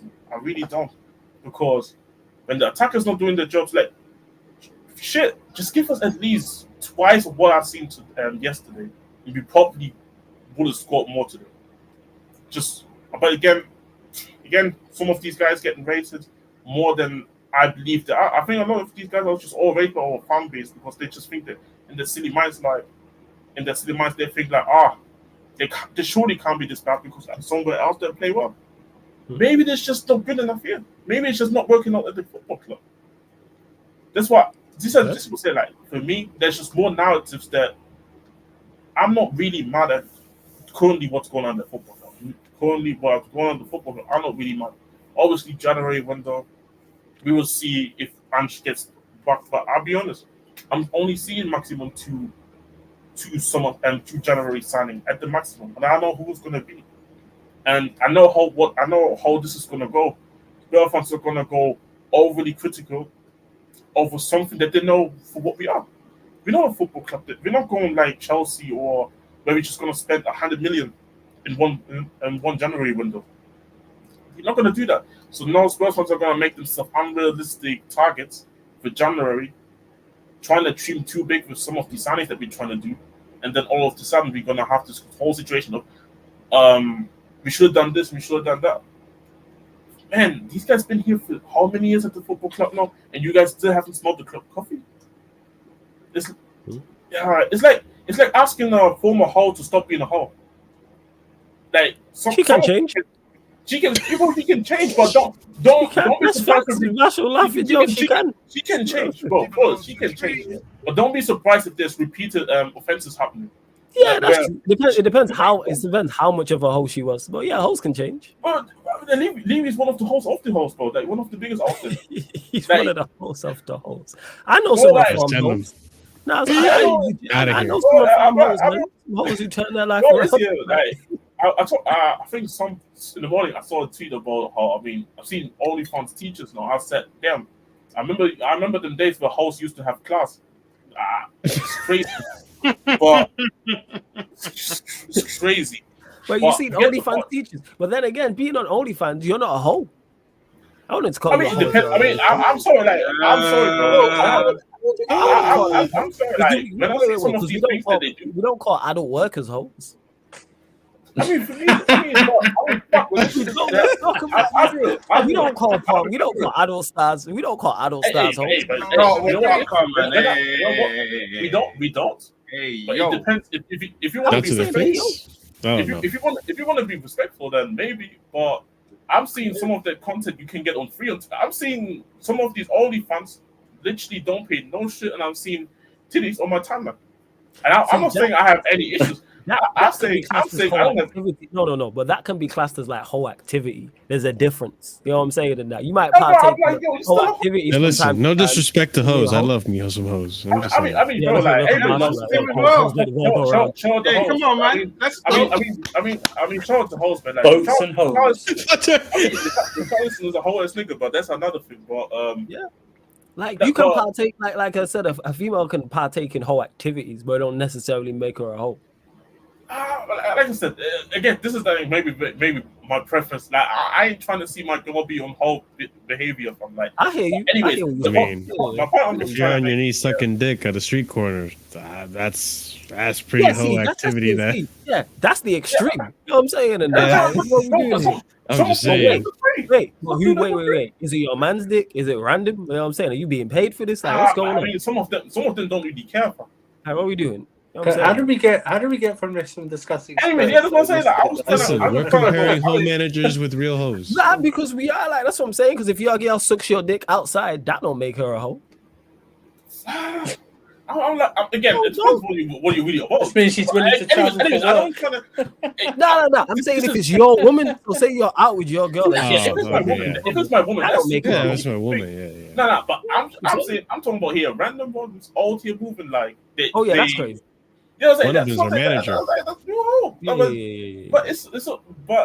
It's like leave it as a hole in the street. Fam. He's the king of the balls, technically.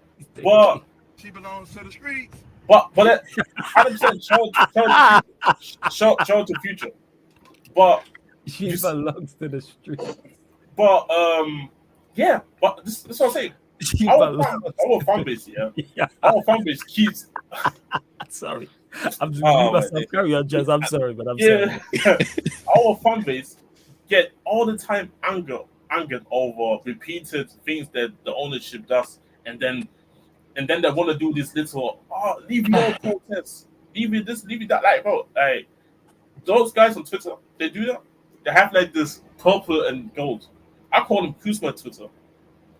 Because all they do is just cry about the ownership, man, and just don't look at sometimes the responsibility. Like these dudes didn't want to give no shit to content. All of a sudden, there's the whole energy for Anchino. There's the whole energy of I'm just not good enough and this and that. What the hell would have done Conte differently today that made the attacker go and finish the chances today? What had Conte done? Maybe draw, maybe West Ham's defense and stop getting them out of the blow.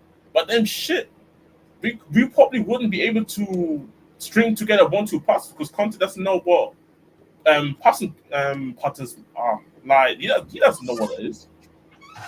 I mean, he barely knows what real hell looks like to start with. But this guy, this is so unnecessary shit. I don't really give a fuck Conte. But yeah, that was the line. That was the line, Jez. Talking about hose and everything like that wasn't the line, but talking about someone's hair that really crossed the line. Hey, no, the thing is, because we have to educate, and just to clarify it to people, someone said in the chat that I think it was it Corey P who said it, or Sheik, like, they've watched in on the Twitch stream. So for those that are not on the NBA watch-alongs, that you see that conversation about holes, like that's the Twitch streams NBA, like, but even more. Oh so. yeah, like, that conversation would have continued on. I kept the PG. Like, yeah, you did. I was saying. You never kept the PG. Stop lying, man. PG-13-ish. Spider-Man means fun. But anyways, That's it. But yeah, go on, Jez. Finish your point. Well, generally speaking, I'm just parental control. I've seen people trying to throw me off and trying to get me to be mad about the whole situation. I'll be honest, I just accept it for what the situation is, man. Like we just said before we were even going into this conversation, and I agree with Sofa. I don't understand why our fan base should be even this angry. Like, again, the reason why this whole issue with Chelsea is going on for what it is, and the Chelsea fan base react the way they do is because the standards are just different. It's not the same situation where, like, you can make this whole argument about give the manager time and that. Like, I'll be honest, like, I've been asking for this reset, and if people don't want to take the pain, then don't be surprised with this inconsistency. Like, maybe you're gonna get that 1 year where we're gonna go. Maybe you're gonna get that 1 year where we're gonna go and finish in the Champions League. Then we're gonna get advanced in the Champions League, finish somewhere in a Europa League or Conference League spot the next year. Like I said, like for me, that's why I'm just more so calm about the whole situation in terms of the manager. But I feel like, for me, I honestly I think it's a bit immature the way some people are trying to go at the manager. Like if it's rival fans, if it's rival fans, I don't have no issues with it because this is the whole point of being a rival, taking the piss out of the other rivals when they don't do well. I mean, shit, I'm taking the piss out of Chelsea every opportunity I get until they get into the back. I took the piss literally. I still take the piss off United, but I don't give a fuck. Now, if we could finish on the last day surviving a relegation battle, if Arsenal bottom the league, I will be there laughing. Even though we were just in the relegation battle. So it's like, it's just one of them ones where I'm just extremely patient. Like, I know people want me to be going on crazy runs like last year, but that was mainly more so because of Conte, the individual, rather than actually. Yeah, Conte, you and Conte, oil and water don't mix. That's right. Yeah, literally. But Conte was literally like, this. It's just the ironic part because people would say, so you would have been Jose out. I was never Jose out. It's just the ironic part. Like, I was at the stage where if Joseph would have left, I would have been cool. But I wasn't leaning towards wanting Joseph out or anything like that. Like if you like Conte, this guy generally wanted to have everything just fall apart, everything just turn into fire and shit. So yeah, I don't know. It's all I had to say, to be honest, about this game. It's like, this first. Jose was going to win you a trophy, you know? Let's have it right. Yes. Shit, we would never know, but... Welcome, Jacob, to the stream as well. Yes, Jacob, what are you saying, man? You good? There you go. Yeah, I'm just out here taking one of them dark walks, you know, when you contemplating life, you contemplating all the things that you've done in your life. Like, was it that I did that I now deserve these results? Was it because I'm just such a piece of shit in my life that I deserve all this? Surfer, I'm not asking you, this is hypothetical. And this is also, what is the word where I don't need an answer? This is rhetorical. I don't need that answer either, Surfer. Outside voice. Look, I'm outside, I'm strolling, I'm taking the dog out, trying to forget about what happened today. Jez, my brother, I hope you're good. Don't let no one tell you what you need to feel, what you need to think, because if so facto, I still trust Ange Postecoglou. He set us up in a way in which we should have. Hey, and Andrew, I know you're saying that to take the piss out of me. No, I fucks with it. I ain't taking the piss. I ain't surfing. Hey, Jacob, I'm not surfing it. I genuinely mean You're right. Yeah, you're right. See, that's the thing is I was just talking to surfers, so my barometer was over there. That's what it was. It's surfer. Yeah. Carry on, Jacob. Okay, look, I think, you know, for all intents and purposes, it was. We got set up in that first half to win that match, and we were unclinical. Same fucking story as Aston Villa. At what point do we stop looking at Ainge saying, he got it wrong because he brought Oliver Skip? Bro has no options. Bro has no choice but to bring on the fucking losers that we've employed for years and years. God damn. And then when we have them on the field doing the things that we all knew they would do, then everyone's like, oh, Jacob, surely your expectations now, you got to be wavering in your support. Like, bro, how am I going to blame the guy who just got here, seen that everything was a mess, and was like, let me try and fix it. And he started to try and fix it. It's, No, that's fair. I think you're right. Like, you lot should have been out of sight in that first half. It should have been 4-0 in that first half. It was just your fault. It was your fault. But apparently, man, it was Irishman that just couldn't make Richarlison score. Don't know what to.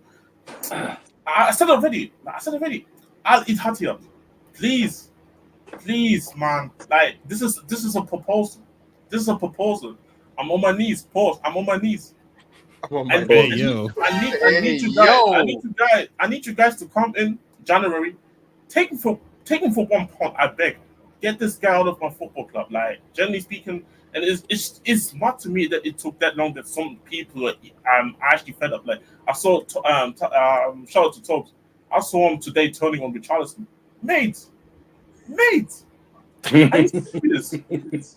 It took you a whole season and more to realize that Richarlison is just not that good. Hey, Jez, do you know what the stat I heard today in the game, which is amazing, right? That Richarlison hasn't scored a Premier League goal with his feet in over 18 months. Yeah, this motherfucker, No, Surfer, that's not true. Surfer, that stat that's waffle. That's not true. He hasn't scored. He hasn't scored with his feet for Tottenham, and all his goals for us has been with his head. I said Premier League goal. Because he did use his feet in the World Cup for that brace. He did. Put some respect on Brazil's number 9, Surfer. That's Brazil's number 9. Hang on. How did Spurs? What a benefit for Spurs that he scored for Brazil in the World Cup. Yeah, what a benefit. Jersey sales. You don't see the vision. Jersey sales. Him scoring for Brazil in the World Cup didn't really benefit Brazil too much. But anyways, let's continue to run up the likes, people. We're only at 67 likes. There's still over 100 people in here. So let's get up to 100 likes. Make sure you subscribe to Jacob's channel as well. The link's in the title. So United Spurs of America, Casually FC, and Carefree Lewis G. All links are in the title. You click the links open up new tabs, and it will subscribe. And subscribe here, road to 9K. There's over 100 of you lot in here. I know let's go. everyone's watching who hasn't subscribed, man. So you're clearly here enjoying the content. We've been almost an hour and 40 minutes, and you've not hit that like button. You've not hit that subscribe button. That's all I think need the you issue. Go on, I think the issue with Spurs is, and we've seen it, right? And it's hard to even say, like, how would you find a replacement for him? But the way it's set up, Maddison is so key for this team in terms of the connection between the midfield to the pivot and the attack, right? I even think Richarlison would benefit with Maddison there, right? That's how important I think he is. Okay, I really do. There's no way you cannot find you can't find a replacement. They tried to do it with Lo Celso. He's a totally different player, right? Just totally different. Maddison is just unique, right? He's a very, very good player. And we said it at the start, right, of the season. If Maddison gets injured, you haven't got a replacement for him in the squad whatsoever. And you haven't gone out to get a replacement for him as well. And that would be my thing. If I was Ange looking at anything, right? Because Jez and Jacob have said it before. Even Van der Ven's played very well, but they were still giving up chances. Even when Van der Ven was there and Romero was there, right? And the whole defense was there. They still give up chances. How Ange plays ball, right? He still gives up chances. We've seen it all season, even with their full team. But if I was in the summer, in January or in the summer, I'm getting like a type of player like a Maddison, like a 10 like that in that squad, just in case Maddison, and also just to rotate with Maddison as well. Exactly. Do you know what I mean? So Maddison, even at Leicester, suffered like lengthy injuries or multiple injuries. So that's what I would be doing. I'd be doing that. He's so important that you need a replacement for him so you can wrap him up essentially and rotate him as much as possible. Son is because you can see it right. Son is too isolated, right? Even on some of these guys in the second half, especially like today, he was just. I thought he went down a couple of times. Right, pause on the pitch. I paused. Just arranged. He got talking about whole activities. You know what I'm saying? So many hoes. That's the biggest hose. Get low. Jez, we're talking about you the whole time. You're the biggest hoe. He's just so important though that you need to get an understudy to him or something like that can be ready to go just in case he does get injured again. Yeah, there's no one to replace him whatsoever in that squad. I gotta two things I gotta say though, just to add on to what Andrew's saying. Before you go, can I actually say to provide to that before I forget about it? I actually 100% agree with you, and I feel like again this is the whole point of this is supposed to be a project where you give them and I don't even like when people do a project, but it's supposed to be the whole thing where you just give the manager the time to go and build something to his ideas, because I always talk about it. If I'm just not the guy that changes everything at Tottenham, then it is what it is, to be honest. But it needs to start somewhere, and I feel like he can be the start. But the issue is that now people want to be impatient because shit goes down south. Like I see fan bases laugh about Ange. I remember that manager being in a relegation zone at some point, but that's another conversation for another day. But yeah, about the Maddison thing though, I 100% agree with you. But I think it's also not just that position. I think it's also just again, we have to start looking at the conversations about obviously needing a striker, because even though I believe Son's best position now is the striker, I still also believe that not every game you can use him. Like for example, today this was not a game for Son. It just wasn't. I feel like if you had more of a presence like Tony, for example, ironically, if Kane was there, maybe he could have helped them, helping holding up the play, maybe going in for the headers and stuff like that. I mean, so it didn't help as well. The wingers today, Kulusevski, I personally think he has to be playing more centrally in future time, because this guy's just not a winger for me personally. Just not this fucking guy. Sorry, go on. This guy. Nah, not you, fucking surfer. Not you. Go on. He said Harry Kane, so I just mentioned he's a Bayern Munich legend. I know Jacob would appreciate that. Obviously, Jacob probably heard of what I said about Kane, so he probably liked it anyway. But see, it's the whole point. This team this team is so far from the finished article on what it's supposed to be like. And I'll be honest, it's like just this whole thing about the panicking and not getting the results. Like, cool, like if you're not getting the result, you're not getting the results. But I hope people do understand what the objective was supposed to be anyway.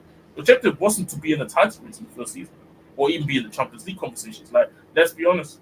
I started off this season thinking about how I would be happy to get Europe, but any sort of Conference League, Europa League, if you can stay into Champions League, you get Champions League. But I wasn't here thinking that this team. I was thinking this is gonna take a long time. So I'm just happy that certain managers can't even put their ideas on the pitch. I'm happy that Ange can do that, and players seem to respond well to it. Now it's about improving the quality of the team, because I bet you for sure, if we had more quality on the pitch, probably we would have won games like Aston Villa and West Ham today, because this is the funny part. People want to talk about Ange's tactics. I don't think his tactics against Aston Villa, both Aston Villa, or even the high line thing, I don't think us playing a high line was the reason why we lost to Aston Villa or to West Ham yesterday. It's just, again, poor from the players, like mistakes, again, unlucky goal in the first one for the equalizer. But it's just about period of time. But again, who's willing to go through the pain? I'm willing to go through. Through. Jez, it's quite simple, right? Who's the phony tough and who's the crazy brave? That's what you should think about yourself right now, right? Who's willing to step up? Who's willing to step up, and who's willing to not? Yeah. This would be Ange will be looking at these run of games that just happened, and who's given their all and who's not, like that. And you've got I thought Pedro Porro was excellent tonight. Yeah, I thought he was very, very good. Not better than Kuti the Goat Romero, but yeah, he's good. But he was. Either way, I felt both of them really was good. And it's, again, about application. I just did what Jacob said. That was hilarious. That's me without laughing, showing that the joke was good. When you see me shake my head, like it was shameless, but it was a good joke. That's my response when I shake my head. Like, I do gotta say though, Jez, I do gotta say, and Jacob, you guys agree. I mean, for one, like I gotta give. This is why I like Jez and Jacob. I know I just met you, but I can see you're from the same ilk of like you guys are Spurs fans that seem to really know where you are in this table, where you are in this process, and are not getting ahead of yourselves, like and being almost spoiled like a lot of Spurs fans I've seen, where it's just like, oh, but I don't like the style of football we're playing.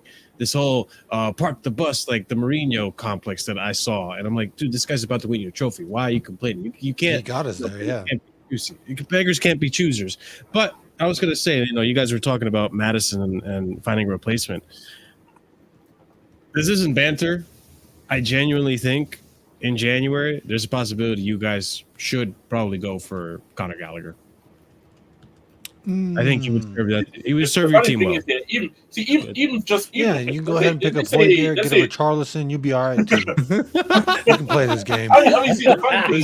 No, I'm not even trying to be banter. I'm not trying to banter because I know what, Marshall, you do have a point because they are lacking creativity. And Conor Gallagher does scream creativity. So okay, no, stop. That's not what I was. No. Was that too far? No, but here's the thing. Yeah, I'm listening. A manager. I feel like a manager like Ange could get the best out of him. If you want to keep up, you want to see my point for me, Flawless? I've been here. You know what I'm going, man. You know what it is? I had flashbacks because you did this bullshit to us in the summer. But carry on. Let's get this right. You know what it is, Marshall? I apologize for interrupting. That was rude of me. I just had flashbacks of Mount, and you was the target at that point. Let's get this right. Listen, get Gallagher. If you want to keep past every 41 games. Then just there we go. But let Marshall land his point of Gallagher. Here's the thing, though. Yeah, go on. You got to land his point after that Gallagher thing. With the Mason one, I'll admit I was wrong about that. I thought he was done with Chelsea. No, he's just done as a player. Okay, I was wrong about that. So listen, I'll accept I'm wrong about that. With Gallagher though, and I don't think it might not happen because he's a Chelsea fan. He probably doesn't want to go to Spurs, but. With him, like we've seen an improvement. Listen, people can say whatever the hell they want to say about him. Is he a ideal number 10? Is he a Madison type of number 10? No, he's like a defensive, will dispossess you at the high part of the pitch type of 10. But look at the type of football you guys play, this counterattack, high line kind of football. He kind of does keep that mold a little. And Ange, I could see Ange getting something out of Gallagher. I can see him developing into a better player and more consistent player. And I can see someone like Gallagher actually having respect for Ange. So I genuinely mean it. Like, I feel like a Conor Gallagher would probably be a suitable backup to a Madison. What do you think is a fair price for Conor Gallagher? Oh, give us 80 million. 95. One of the likes. We're gonna get Jacob's thoughts in the game as well. I know there was a few questions. I didn't miss no super chats, but in regards to questions people asking, I will give my thoughts on the United game as well quickly. Like, that's the type of performance that I have no qualms with. Like, let's say United draw that game. Let's say we don't score the second goal and we draw 1-1. Yes, I would be annoyed at the result. But the performance I look at and go, okay, that is something to build upon. They actually put in a performance and was just, not unlucky. It was just bad finishing. Cool. I know our attackers are cheeks. So it's not a surprise to me whatsoever that that type of thing can happen. But I'd rather have that be an issue. And I'm sat here talking about us drawing a game where we miss chances rather than us drawing a game. And I'm saying we had one shot on target the entire game. And it came in the 70th minute and it was a mistake from the opposition. So I always say this, I'll forgive lack of skill. I will never forgive lack of will. And they did the basics. You know what I'm saying? Endeavor, running around, closing down, energetic. I didn't think we progressed the ball at times as well as I would have liked. I think there's still at times too much sideways and backwards passing. Go a little bit more direct. Be a little bit braver. Because sometimes the passes was on. Yeah, Chelsea ain't the greatest. We know this, but we've lost the teams worse than Chelsea. We've lost the teams below Chelsea. Well, no, have we? Probably lost the teams below Chelsea because we've lost to a lot of teams. I was going to say drew, but we ain't drew no games in the Premier League. But you understand my overall point. Like, we've performed much worse than against teams who are not of the level of Chelsea just in terms of talent. Because even though Chelsea were bad, they were still had a threat on the break, just like us. They couldn't put the ball in the back of the net because he's dropping to your Mudricks and Jacksons and things of that nature. So yeah, like, that's the type of performance where I go and do that again now. People ask me, someone asked me, Ten Hag, are you giving Ten Hag time? No, the time's run out. You're on a game by game basis, my friend. This is probation. Like, at this point, type of thing. It's 3:11 a.m. to be fair. Yeah, hilarious, hardy, fucking hard. He's on a one game rolling contract, right? That's he's on a one game rolling contract, and everything that's happened this season, the previous 14 Premier League games, the Carabao Cup games. Big up to Staffy for the raid as well. The Champions League as well, which is a big black mark against him. I go, let's turn all this around now. So against Bournemouth, go and put in the same level of performance or even better. And then Bayern Munich, where you're facing much better quality, go put in a performance. Away to Liverpool, go put in a performance. Bear in mind, I've not even mentioned the result there, people. I'm looking at performances. Like, this is what we need. Forget just scraping over the line. Scraping over the line in game should be a one-off. But you hold your hands up and go, we weren't at our best today and we managed to get the win. But far too often for Manchester United. When's the last time we had a deserved victory outside of that Chelsea game? Crystal Palace. League Cup. There we go, League Cup. So basically what you're saying there, Surfer, is we haven't had a deserved. We've had one deserved victory since the start of the season. So we are at the start of December, game week 15, and we've had one victory where you go, yeah, United played well and deserved that. That's alarm bells, like, because that's what makes good performance. We weren't deserved. We scraped over the line. That was bad. That was bad. It wasn't finishing. good. They still had a couple of chances. We should, again, it's Luton Town. They're a championship side. We should be creating more. One, the performance overall should be better in terms of controlling the ball. We should be creating more. Yes, Hoyler missed a couple chances. I think Garnacho missed one. But why is it only 4 or 5? We're a championship level side. We should be creating multiple clear-cut chances, and it should be severe dominance against Luton Town. It shouldn't be 1-0 and it's go away with that. 2-0 down to Nottingham Forest inside. But yeah, great performance, like I said. And props to Ten Hag, props to the players. But now it's about going to Matchdown Saturday at Bournemouth. Again, big up Staffy for the raid. I see you, Staffy, as well. But Jacob, we'll get your thoughts. There you go. The Spurs West Ham game. 15-minute FC is what we've become. We work well for 15 minutes. Mute yourself, man. Go on, mute yourself. Actually, before you mute yourself, make yourself useful and tell me the fucking score, Timo. How about that? What's the score? 53-45, 8 point lead. Right. 53-45. Yeah, now mute yourself. Now mute yourself, you I joke. see he's Go on, behind Jim. because I have a different score line, but I won't ruin it for you. That's Timo. He just behind anyway, so you know it is what it is. Go on. Look, it was like I kind of said earlier when I was walking the dog screaming into the nighttime. I think this is an amalgamation of everything that we knew and everything that we've been knowing. Jez is no fool. He knows damn well when the season started, we had no one behind James Madison. We had no one behind Destiny Udogie. We had no one behind Van de Veen and Romero. We didn't even know what Van de Veen looked like at that stage. We have no one behind Vicario. Oh, don't worry. We actually just signed Fraser Forrester to a 2-year extension, so we'll be okay on that front. We have a backup. He may be older than Winter, but he's here. No, actual Winter, not you. Like, you know, they say, yeah, it's a turn of phrase. Yeah, Winter's old. Steph is old as shit. I think he's the oldest one on here. I would address him by his correct name, Winter Mudryk or Mikhailo Surfer, it's whichever one you prefer. It's Winter Suffer. That's what it is. Someone put it in the chat. Yeah, that was right too. Definitely Winter Suffer now. Yeah. I don't know, just Mikhailo Surfer's got such a ring to it. Mudryk, the Winter Mudryk sounds good too. Listen, carry on with your whatever your Oscar. Oh, okay. Spurs look like Mikhailo Mudryk on a breakaway, one-on-one with the keeper. That's what Spurs look like, and it's not for 90 minutes. You take your finishing into the Pro Clubs game to the Spurs. Mudryk against United or Mudryk against Fulham? Oh my God, we have Mudryk against United. Is Mudryk against Fulham? Did he score? When did he score? Yeah, he scored. That cross. No, did he score? Was that against Arsenal? I think The cross was that against was Arsenal, right? All right. Yeah. I don't remember. Hey, shout out Mudryk, man. That miss. Hey, shout out Mudryk. Shout out I cheered so Mudryk. loud.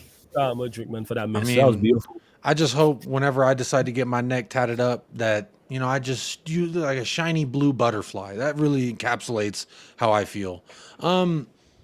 Look, Spurs, I know this is what we're here to talk about. This is Tottenham and West Ham. I got nothing except like, yo. misery. It's easier to take shots at others than to look into the mirror at oneself. So that's what I'm doing here. Because when I look back, just a lot of anger, and I have a son sleeping in the other room, so I'm trying to not yell. It's just, how many times do you got to knock on the door?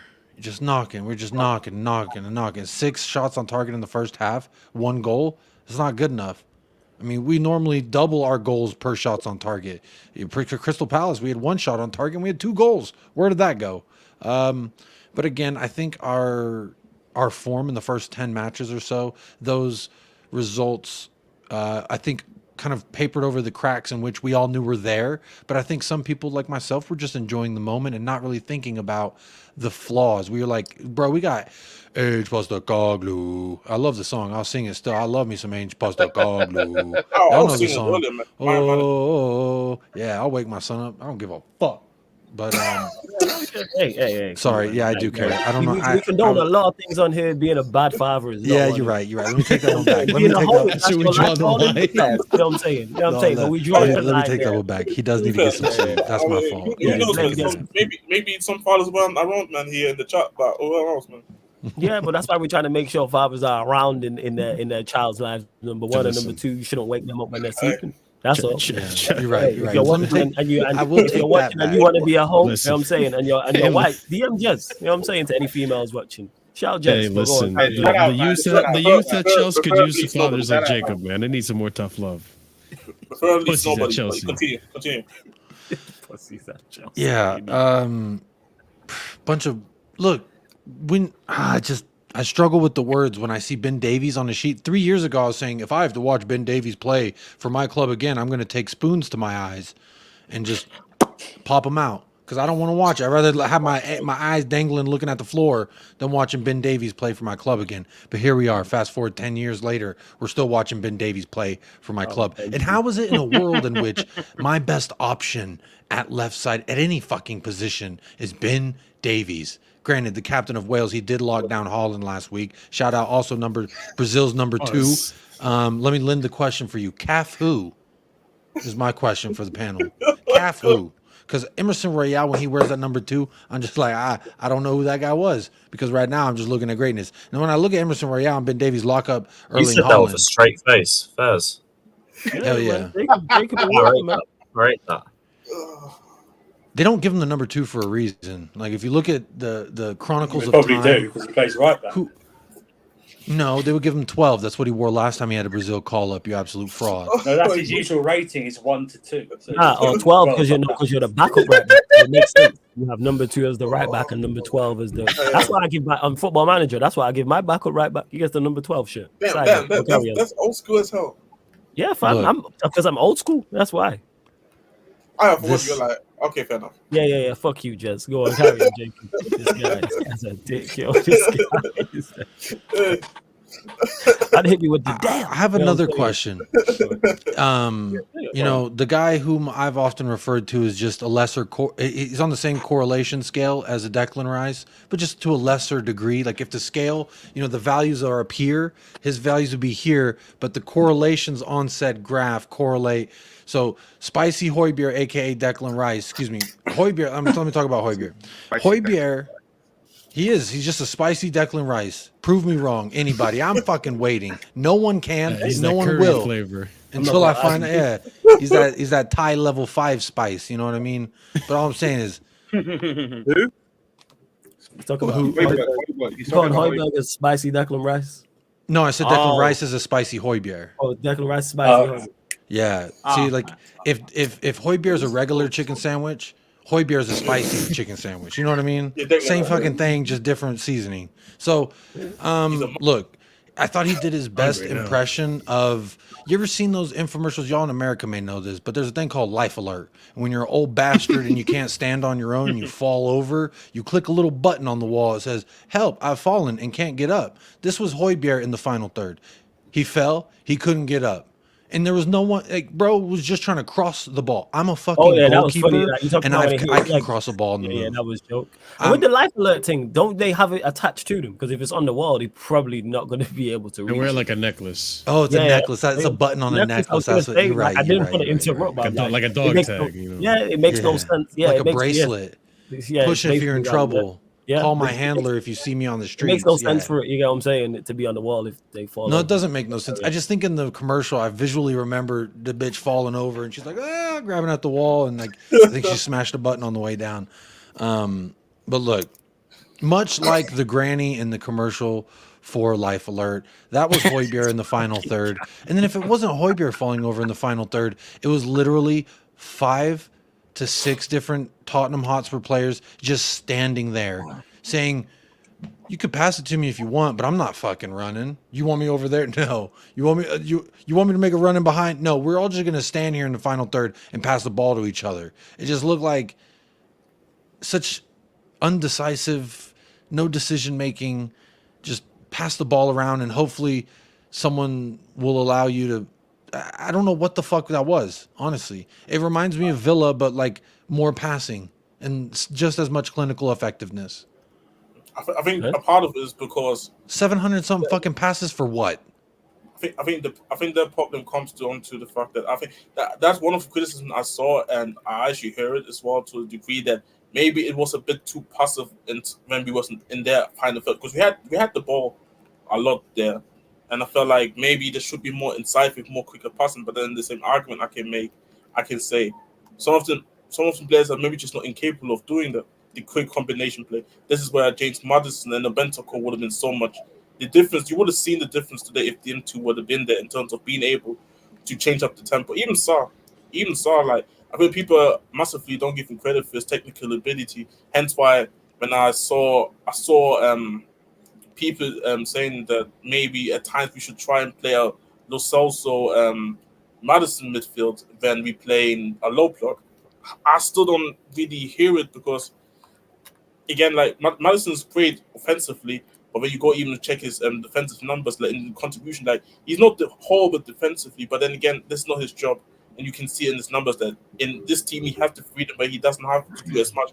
But then you have to work a lot. You have somebody that is also willing next to him to do the work rate with the technical ability, and this is what Zaha I think represents outside other than represent plus also being able to win the ball back. That's why it's just an interesting situation there with boys. I'm telling you, and Gallagher. I must trust. Ironically, that would have happened if I don't. That would have happened in the summer. That would have happened in the summer, but I think I got oceanfront property in Arizona for sale as well. You want a piece of that? Can I get Gallagher to house it? Listen, you said work rate. Yeah, work rate. We already got a Hoy beer. This one just has nicer hair. We got this sorted out anyway now, so it's like whatever. But Gallagher's the one that responds to Life Alert. Gallagher's the potato salad. He's the first responder. That's the Gallagher. Bro, Gallagher looks like the guy he gives you a compliment for hitting on his wife. What? Hey, everyone who's locked in, make sure you run up the like, continue to hit the subscribe button. Make sure you subscribe to everybody in the title as well. Lewis, Casually FC, Marshall's channel, Jacob's channel, United Spurs of America. Make sure you support. I think that is all the questions. I think the show has ran its course. You know what I'm saying? You don't want to elaborate? When we talking on the Gallagher to Spurs, no. You know what I'm saying? I don't want to talk about it. Yeah, I'm sure you don't want to talk about Gallagher to Spurs. You've spoken about you do need some passion and immersion in desire, though. Hey, you know what? Just you said you wanted work rate. Just turn your head to the TV and watch the basketball game, all right? Someone's got to pull the boats. I just want to throw this out there. I've been right about Pochettino the entire time. When I came onto this platform, I believe it was the second time I was ever here on Sarcasm City TV. I said the guy's a fraud and he's a loser. And then even Spurs fans got all pissed off at me. How dare you? How dare you say that about the guy who got us to a final? My guy, so did Jose Mourinho, and he was here for fucking 18 months. All right? Champagne football, isn't it? Yeah, right. Look, cheap ass champagne. Going in back. Hey, technically, if the grape ain't from Champagne in Italy, it's sparkling wine, I believe. Keep the Argentina. There you go. What the hell? No, let's do a swap. Did you see that? Yeah, let's do a swap. That's me telling the people hit the damn like button on the video. Come on. I think if I do this, it gives you balloons. It's something with the new Mac update. You do like little hand signals and it'll give you like reactions and shit. It's kind of cool. It's also kind of annoying. Exactly what I was going to say. Can you flip the bird? Can you do something and then just two fingers just rise up the screen like that? It'd be great if you do that. That would be great. If you could just go like that and then just two that just a bunch of middle fingers flying around you. That'd be pretty sick. Because it always happens inadvertently. Because if I do a thumbs up, it won't do it. Yeah. But if I am just flailing around, I was almost going to say something outlandish there, but I'm not going to do it because we're here on Sarcasm City TV. You drew the line right now. I drew the line. I drew the line and said I will not step over that part. You passed the line way back, but this next line you're not going to cross. But you left the line somewhere, Yeah. Carry on. Carry on, Jacob. That's why I love the show. Whose line is it anyway? Because you never know once you start crossing those lines. This is Sarcasm City, isn't it? A city with no line. The line is a dot to you. We were talking about holes, so it's all about perspective, isn't it? Yeah, you was enjoying talking about holes, wasn't you, Jets? You know what I'm saying? Look at this guy turn his camera. He turned his camera on and said, "What are we doing?"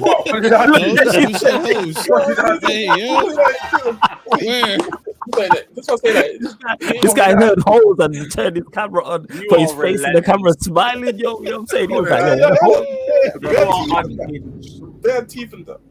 Social photo, man. Social photo. He was like, I get my like. I'm saying, like, he moved. I didn't even get it. He's trying to come out the camera, peek around too.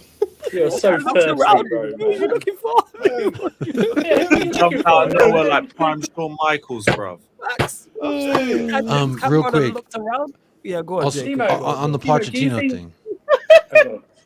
I was just gonna say, I tried to tell everybody when I seen his introductory video when y'all are at the Great Wolf Lodge and you had him in the log cabin.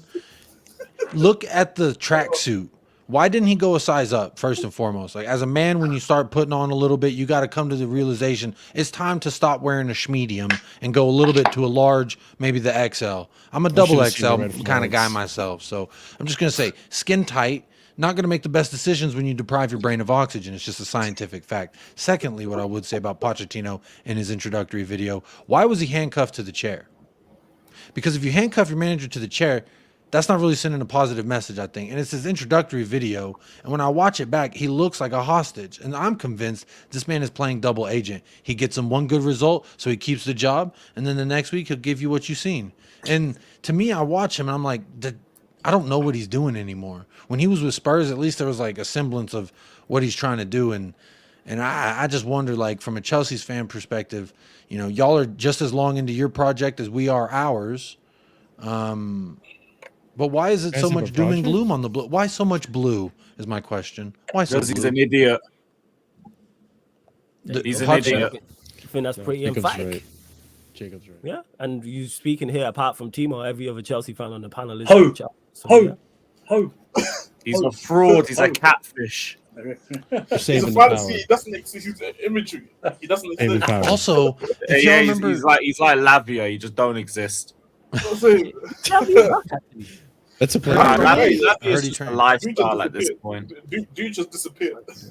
That is crazy. Don't forget Nkuku, which is basically Poch's excuse every other week. Lavia's just the Chelsea buzzword at this point. I mean, who knows, man? Him, Rashford, and Malacia, man. Who knows, man? What I want to know is why did Pochettino? Do y'all remember full-time Chelsea Spurs? I know a lot of Spurs fans probably shunned it out of their memory, but there's something that sticks with me at the full-time. I did not like how much this man was hugging and smelling my manager. Did y'all see how close of an embrace that was? It was very somber and you know what I know. What happens when you wear tight clothing, Jacob? That's what I'm just saying. No, but it was Ainge. It was Poch. Poch pulled him in, and Ainge was like, "All right, I'm trying to get some breathing air," and he was like, "Come here, let me whisper sweet nothings." I'm pretty sure if Ange wanted to get Poch like out of his personal space, he would. Yeah, mate. I'm sure. He was told to fuck off, mate. Like, you know what I mean? Yeah. He'll give him the Scottish Swiss. Yeah, lost you, flaming galah. Hi, anyways, people, we are going to close out the show. I do want to say quickly, though. Go on, before we start the show. I do say, man, like, I was thinking about it, like, generally speaking, Jacob, when we actually going to get our next win? Bro, Newcastle, what you mean? They just got stomped up by Sean Dyche 3-0. But you see Sean Dyche, that he is real man. Like he is real man. Like I said, if he keeps Everton out of relegation, he deserves to get inducted into the Hall of Fame, bro. I don't care. Somebody make a Hall of Fame for him, because that is real man. But I also have to say, man, throw it up for the good 3 months that we had, man, under Ange, man. And that being said, the streets are saying insanity it was, man. Jez, we might be going down, but we're taking you bastards with us. There you go. Tottenham Newcastle, Jez, prediction. Tottenham Newcastle, shit, like. Yep. I think we actually got the win there and then lose to Nottingham Forest. But now what's the score? Score prediction. 2. I say actually 2-1. Fuck it, 2-1. Tottenham. 2-1. What are you saying, Jacob? I said we give them the treatment they gave us last year with a whole 6-1, or was it 6-2? You saying 6? Richarlison hat trick, yeah. Romero, Porro. Romero getting on the goal sheet. You already know that. Yeah, no, that's why I said Romero's name. That's why I said no. Right there. Goat Marrow, you could call him that as well. Whatever you choose. Yeah. Dealer's choice. Yeah. I'll just stick with the government, which is Romero. I'm sorry that whenever he touches the pitch, the GOAT of our generation says that's the best one to do it. Yeah, I didn't say that, bro. I ain't claiming to know more about ball than Lionel Messi. You also said look out I would for never. Mason Mount. Heck no, he didn't. He did, but yeah. So Jacob, you saying 6-0? Jez, you saying what score? No, 6-1. 6-1. And Jez, you said Romero's going to score. I said 2-1, man. 2-1. You said 2-1. Therefore, Spurs Newcastle 1-0. 1-0. I'll take it. Fuck it. Shit, we need a point. I need a point. I need a point. I will take it, Surfer. It's not bantering. I generally think. Yeah, I'm not too. I generally mean it. 2-1 Newcastle. 2-1 Newcastle. Timo? Shit. 2-1 Newcastle. 2-1 Newcastle. Lewis? Yeah, 2-1 Newcastle. Spurs take the lead. Okay, switching from Spurs. Go over Putting to in go a from parlay North right now, London man. to West or Southwest. Lewis, Everton, Chelsea. Even though it's in Merseyside, but I'm talking about the team, the London team. Southwest. Prediction. It's northwest, by the way. Yeah. It's northwest. Geography. Northwest. You should not be the one talking to you about this geography. Yeah, are you not? Is your postcode of your ground not SW? Yeah, it's but SW. It's at Everton. No, I know it's at Everton, but I was saying just about the London teams to go Yeah, from Spurs to SW, Chelsea, yeah, not the actual SW6. game. I know it's in Merseyside. Yeah, I'm saying that's what I was SW, talking about. Yeah, I was talking about crossing over from one part of London, Oh, right, from right. north Ah, to okay, south. okay, Yeah, okay. that's what I meant. I should have clarified that. Damn, you made the Jamal Crawford crossover right there. Yeah. Too quick. Lewis, Everton, Chelsea. Jeff is a menace, man. I can't lie. He is a What menace. did I do? All right, man. I wasn't the one that turned the camera on when I heard host, man.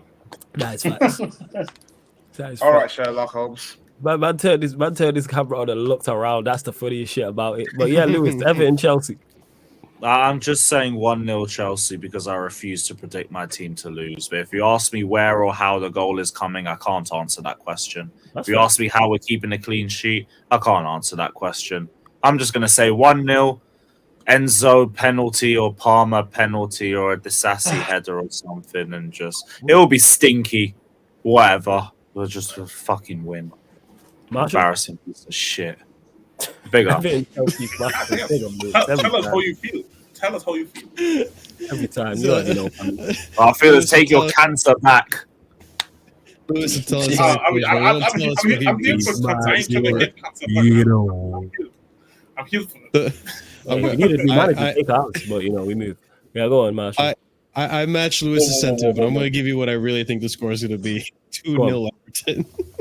2-0 Everton. Fez? We're done, bro. We're done. That's where you going? Yeah. Everton, Chelsea. Prediction. Best of luck, brother. Nah, Timo. 1-0. Yeah, 1-0 Chelsea. 1-0 Chelsea. 1-0 Chelsea. Chelsea. Because he just changed his name. Was about to call him Jacob Surfer. Could only be so lucky. Michaelos. 2-0 Everton. 2-0 Everton. Jez, Everton, Chelsea. I think Everton win 2-0. 2-0. Jacob. Everton 4-0. Yeah. Thiago Silva own goal. Michaelo Mudryk 2 whiffs, 1 great run, and a partridge in a pear tree. Exactly, Surfer. You knew where I was going. Let's have it right. Who keeps playing that? It's Marshall. He's got the soundboard. I need to get one. You know what? I need that sound effect. That's a great fucking sound effect. That is mad. Let's have it right. The amount of clips that you can get from people when they say certain things, I need to get that. Yeah, 100%. That soundboard is the way forward. We're so washed. Hey man, the moment hey, man! You got the transfer window coming in January. You will win that. So next month I you need will this win. guy sacked before then. What I think it is, Lewis, what I think it is, y'all are really missing. What's that? Manchester United is number 7. Competent defense. Yeah, fuck off. I think if you had Mount, y'all could be doing something right now. Mason Mount. Oh yeah. Mason Mount would have been perfect. You're missing a Bayern Munich legend, though, right, Jacob? You're missing a Bayern Munich legend. It's too soon, bro. It's too soon. Don't It's too soon. Don't start that again. Don't start that again. It's too soon. Way too fucking soon. Bro, if you said this in 5 years, it's still too soon. Keep his name out your mouth. Respect the actual greatest striker in the world, because he was fucking doubted just because he was playing for little old Spurs. You know what? But that's egg on everyone, the whole world's face. Now everyone talking to Harry Kane nicely all of a sudden because they seen what he's done. Bro, he did 30 fucking goals last season. Yep. To be fair, everyone for Conte's defensive, pragmatic football. 30. He's probably going to clip start buying this season as well. That's He's probably doing Everyone much was better saying Bayern it about than he James, ever to be did fair. Everyone just wanted him to leave Tottenham. Yeah, it's because they didn't want us to have any fucking at him. nice Like, why the things. fuck you still there? Did I leave? I've done a lot of reactions today, so I may have already said this here, so stop me if I did. But I equated us with Ange Postecoglou and everyone like, oh, he's a media whore and he's a media darling and blah, blah, blah. Bro, what happened was we got this guy to come in and renovate our house. It has no electricity, no plumbing, no roof, half a roof, and half of that roof still needs shingles on it. So sounds like Old Trafford. When I did do that on purpose, Flawless. Actually, that was I know. That's why I made the joke before someone else did. Toilets don't work. What it reminded me, like, we had semblance of starting something, and we had a light bulb in, and there was a flicker of a light, and we said, "Hey, we might have electricity here." And everyone got so fucking upset. Oh, Spurs have a light bulb that's working. Oh, hell no. We better not let them get electricity and a roof and plumbing. Damn, next thing you know, it's going to be a livable home. And guess what? We were starting that. And then they build us up. All these people, they just want to build us up, just so they could take us down like a sexy Jenga tower. You know what I'm saying? I don't know if they have Jenga out in the UK. It's a wooden block game. I didn't know. How is Jenga a sexy? I didn't know towers can be sexy. Hey, the high. Hey, you never. Y'all never hit the final stage of Jenga. That's what it's showing me right now. No. I just forgot who I was talking to. What? Yeah. You're saying a Jenga hose out there? Bro, y'all missing the Jenga hose. Let's just bypass this. Well, you out here playing Jenga with hose. All right, bro. They have mini Jenga. They have life size Jenga where the blocks are literally the size of a railroad tile. Will be fun. Big blocks. You like big blocks? Yeah, out in Fort Worth, I remember this bar they had, like, it was like tall, and when it fell, you had to warn all the people at the tables nearby because it was literally like a little mini wooden tower. And but anyway, go on, carry on. I didn't mean to get distracted by talking about sexy Jenga towers, but look. You said it yourself, I know. But y'all the ones that couldn't handle the words in which it's because you said it. Because you know what's crazy is, for those that don't know, I know what Jacob's like, how what Jacob's like. You be saying let's like outlandish stuff like it's normal and just continuing, and it's like, oh, we ain't just about to speed past you. I was going to, and I was like, wait, we have to address this. You could have just said, Jenga Tower. Everyone would have been like, because we have Jenga out here in the UK. But why else would the English language have adjectives? You know, if not finding a creative way to talk about a Jenga tower. Because not everything needs a sexy adjective. That's why. Or an adjective. I just see so much beauty in the world, Flawless. That's a fault of mine. I apologize. Hey, I suppose. Yeah, you need to work on it. Fuck you, sir. Fucking fraud. Look, everyone was very upset when they thought Spurs might have had electricity to their home. And now that the light's starting to flicker, everyone's celebrating. Oh, they don't have electricity. Look, enjoy it. But once this house is fucking built, HOA can't hold me down. HOA, you could send all your little letters in the fucking mail. I'm ignoring them. Actually, I'm rolling them up. I'm smoking spliffs with them. So thank you for the rolling paper, you bunch of losers. So keep hating. I'm filling the spliff with every single ounce of hate that y'all got for me. Because guess what? It don't phase me nothing. So nobody anywhere can tell me shit about Tottenham because I know how I feel about it. I know where we're going. If you don't see the vision, just because you don't see the vision, not you specifically, the royal you, like the royal fuck you, all of you who don't see the vision, just because you don't see it, don't mean that there ain't one there. Man. Talk to him. Words are not enough. Whoa. See, I can't. The hilarious part is if you had to end the stream day for school fuckery, man. 1 year later, this clip would be going crazy. It's crazy. 2 ways over. And to Sheik in the chat who says I need an AO on the soundboard. Absolutely, an AO, a pause, 100%. I'm gonna look into that. I'm gonna get a soundboard and figure that out and get some AOs. Because everybody be saying AO, some pauses and some other stuff, you know, like for real. Like when Jez calls someone a crook or some shit like that, you know, something like that. Oh, you go for Conte? Yeah. It's well, technically, the Ange Postecoglou style is we never stop, so no time for a pause. I'll put it that way. We last forever. My manager. That's what I'm saying. Staffy was like, "Oh, how could you do 15 minutes over an hour on a losing recap?" I told you, while these other lames on YouTube, your girl may be used to that 1 hour, 90 minutes tops. Baby girl, I'll give you 3 hours of moaning. Come on now. Yeah, with a sexy Jenga tower. If you know what, if you like, let's just talk about. You know what? Never mind. Let me not even say what I was. Hey, look at the Timo guy pop up. I ain't even know chicken shit. I'm just like, nah, because I don't like. You just like, look at this guy turn his camera on. You get that. Timo, score update, please. 73-56. To who? The Lakers. Lakers. They moving to the Pelicans like that. Is Zion and BI playing? Yeah. Jesus. 73, Zion's a 56. fat bastard, man. Yeah. Bro, Yeah. just Watch watch the your mouth floor about that. when he runs. Just watch the floor. Fucking damn mouth It's about custom. Zion. Hey, United dishes I can take and all that, but hey, watch your mouth about Zion. We don't tolerate no Zion. No, he's a fat Zion needs to go and sort out his own problems. Like, goddamn. They told us what would happen when you put that man in New Orleans, and we're seeing the effects of it. Yeah, Zion needs to start lifting iron. That's what he needs to do. Bro, don't let him have that gumbo and jambalaya. That should go straight to the hips. Yeah, exactly. Yeah. He's drinking too many of them smoothies at the arena. Smoothie King Arena, yeah. Yo, let's get predictions for the rest of the man since we're here in regards to the rest of these games week and coming up. So we'll start with Crystal Palace Liverpool. We'll go to you, Marshall. 4-1 Liverpool. 4-1 Liverpool, Surfer. Well, I know how deeply affected Liverpool fans are by a 12:30 kickoff, so we've got to take that in mind as well. Not just their fans, the manager. And don't ask him about it afterwards, or else he'll throw your fucking expensive microphone equipment all over the place. I would still say Palace are pretty... I mean, we talk about our attacks, but Palace don't have an attack. I'm going to go 2-0 Liverpool. 2-0 Liverpool. Jacob.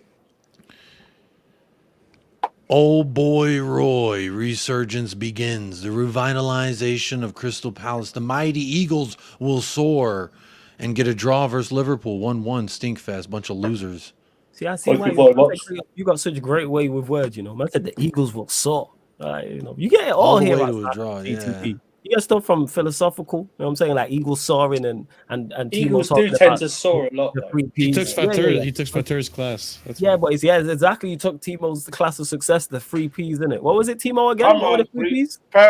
So perfection, process, and their performances. I actually live by the 5 P's. Wasn't it? I live by the 5 P's. Yeah, sorry, people. Yeah. What the hell? You're taking You gotta get it tattooed on your picture so you don't forget these. It's nearly 4 a.m, man. Somebody's got to sleep, man. Fuck. Get on your fingers so you could be like. You're watching NBA. What do you mean you want to sleep? You're watching NBA, you crook. I was raised on the 5 P's of life. And I'll share those with you. It's not planning prevents poor performance. Yeah. Proper planning prevents poor performance. If you properly plan, you will not perform poorly. But that is actually not the case because Ange Postecoglou planned perfectly for Spurs to get chances in front of net. But what he didn't plan for was fucking losers. Because they didn't perform in front of the net. So technically, it's still right. I guess. Sure. Yeah. I mean, there's always a way to spin it. And I'm here for it. There is always a way to spin it, 100%. Where was we at? Palace, Liverpool, Lewis. 3-1 Liverpool. 3-1 Liverpool. Bless. Timo. 3-1 Liverpool as well. I just want to see Hassam shed tears on his live stream personally. That's why I took the 1-1. Oh, that's to be on the soundboard as well. Oh my god! Oh yeah. Where was we at? What did Timo say? Did he even give us 3-1? Yeah, Jess, what are you saying? Man, since City don't want to seem to be competitive, we need Liverpool to win the league now. So 2-0 Liverpool. Think for yourself, man. 2-0. All right. Yeah, Skip. You want to do the United one? Yeah, Manchester. That's what I was going to go to. I was debating whether to do the other 3 o'clock kicks, and I was like, nah. We'll stay with you, Jez. Manchester United, Bournemouth. Manchester United win. 2-0. No, actually not. Change of mind. It's going to be 1-1. There we go. All right, Timo. 1-1. All right, cool. Lewis. 2-0 United, and they stop Bournemouth from going level on points with us. On United. Jacob. I'm gonna go 2-1 to the Cherries. Okay, cool. What was saying? Fez? Several. 1-0 United. All right. Marshall? Listen, it's cold out here. The trenches are getting lonely without you guys. 2-1. 2-1 Bournemouth, yeah? All right, staying with you, Marshall. Aston Villa, Arsenal. Come on, you fucking villains, you motherfuckers. I swear to God, Unai Emery, you son of a bitch. I will fly to the UK and slap that big ass nose of his. I swear to God. Hey, yo, pause. Hey, yo. Whoa. Okay, sorry. It wasn't my prediction. My fault. Yeah, it wasn't your turn. My fault. It was your My prediction. fault. Hey, wait, you know what they is say it when you Villa got a at home? stallion at the fucking gate? Yeah, Villa Sometimes at the home. gate can't even hold him back. You know what I'm saying? That's why I'm on full smoke tonight. Don't get me started. Hey, make sure you're on Smoke on Pro Clubs because we will be doing a Pro Club stream after this, people, on the Sarcasm City TV gaming YouTube channel. We're just gonna redirect from there straight to. We're gonna redirect from here straight to the gaming channel, people. We gotta get out of this division. This shit bugging me. I'm not gonna lie. Sorry, where was we at? Was it you? Was it you, Matthew? Yeah. Unai Emery about to get that nose grab. That's where we're at. I think Unai gets this, man. 3-2 Villa. Yeah. What are you laughing about, Surfer? Surfer, keep running through the predictions, yeah? I beg 1 second. 2-1, yeah, 2-1, 2-1. 2-1. Yeah, ask the rest of the panel back in 1 sec, yeah? Yeah. Go on, 2-1 Villa. Go on, Jacob. What are you laughing about? Before I give you my prediction, what you laughing about over there? No, you're such a WWE promo guy in real life. No, I'm just saying when I look at him, he has all the facial characteristics of like an animated villain for a Disney movie. The man is the epitome of what you would doodle in your fucking calendars as a vampire. The guy looks like Dracula's second cousin with that schnoz. You know what I'm talking about? That fucking honker of his. I swear to God, thing probably could tell you time like one of them damn, what do they call the clocks where it was like back in the day before we had actual clock, a stone clock. No, wait. What is it called?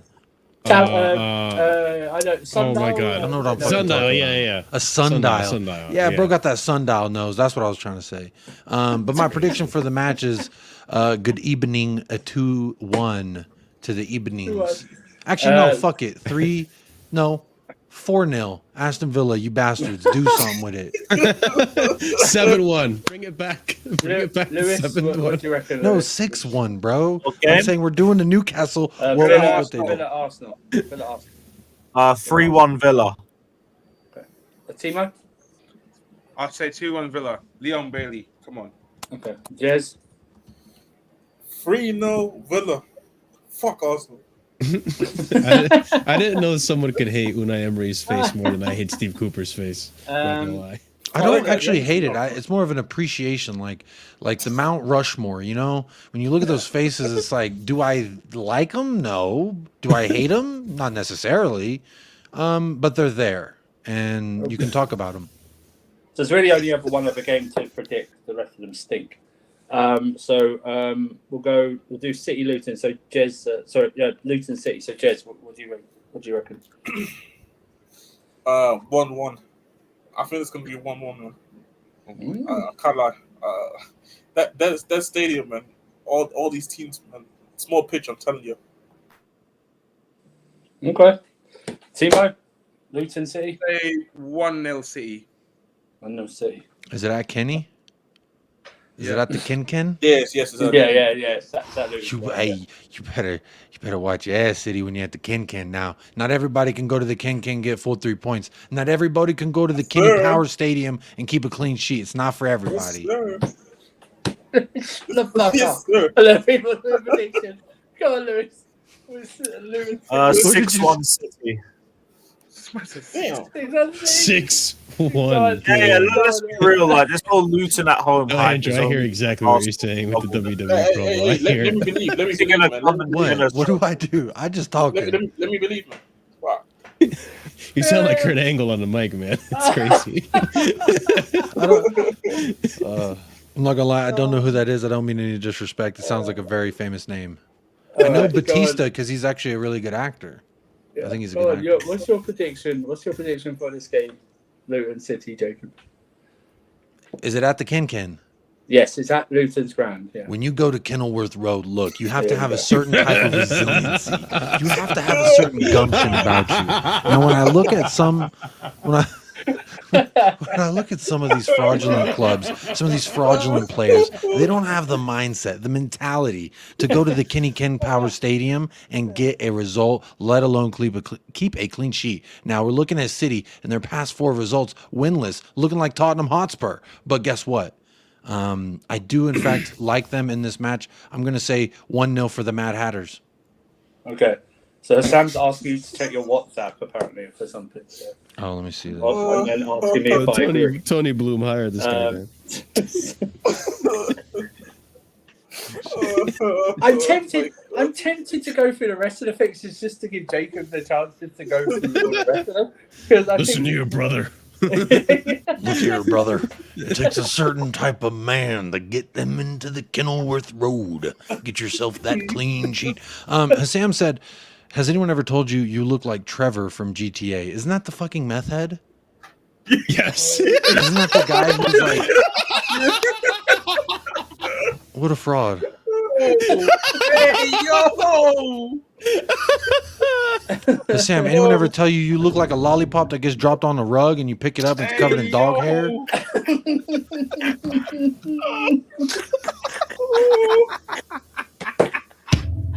Oh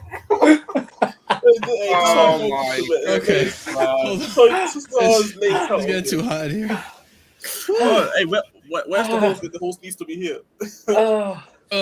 Oh my god.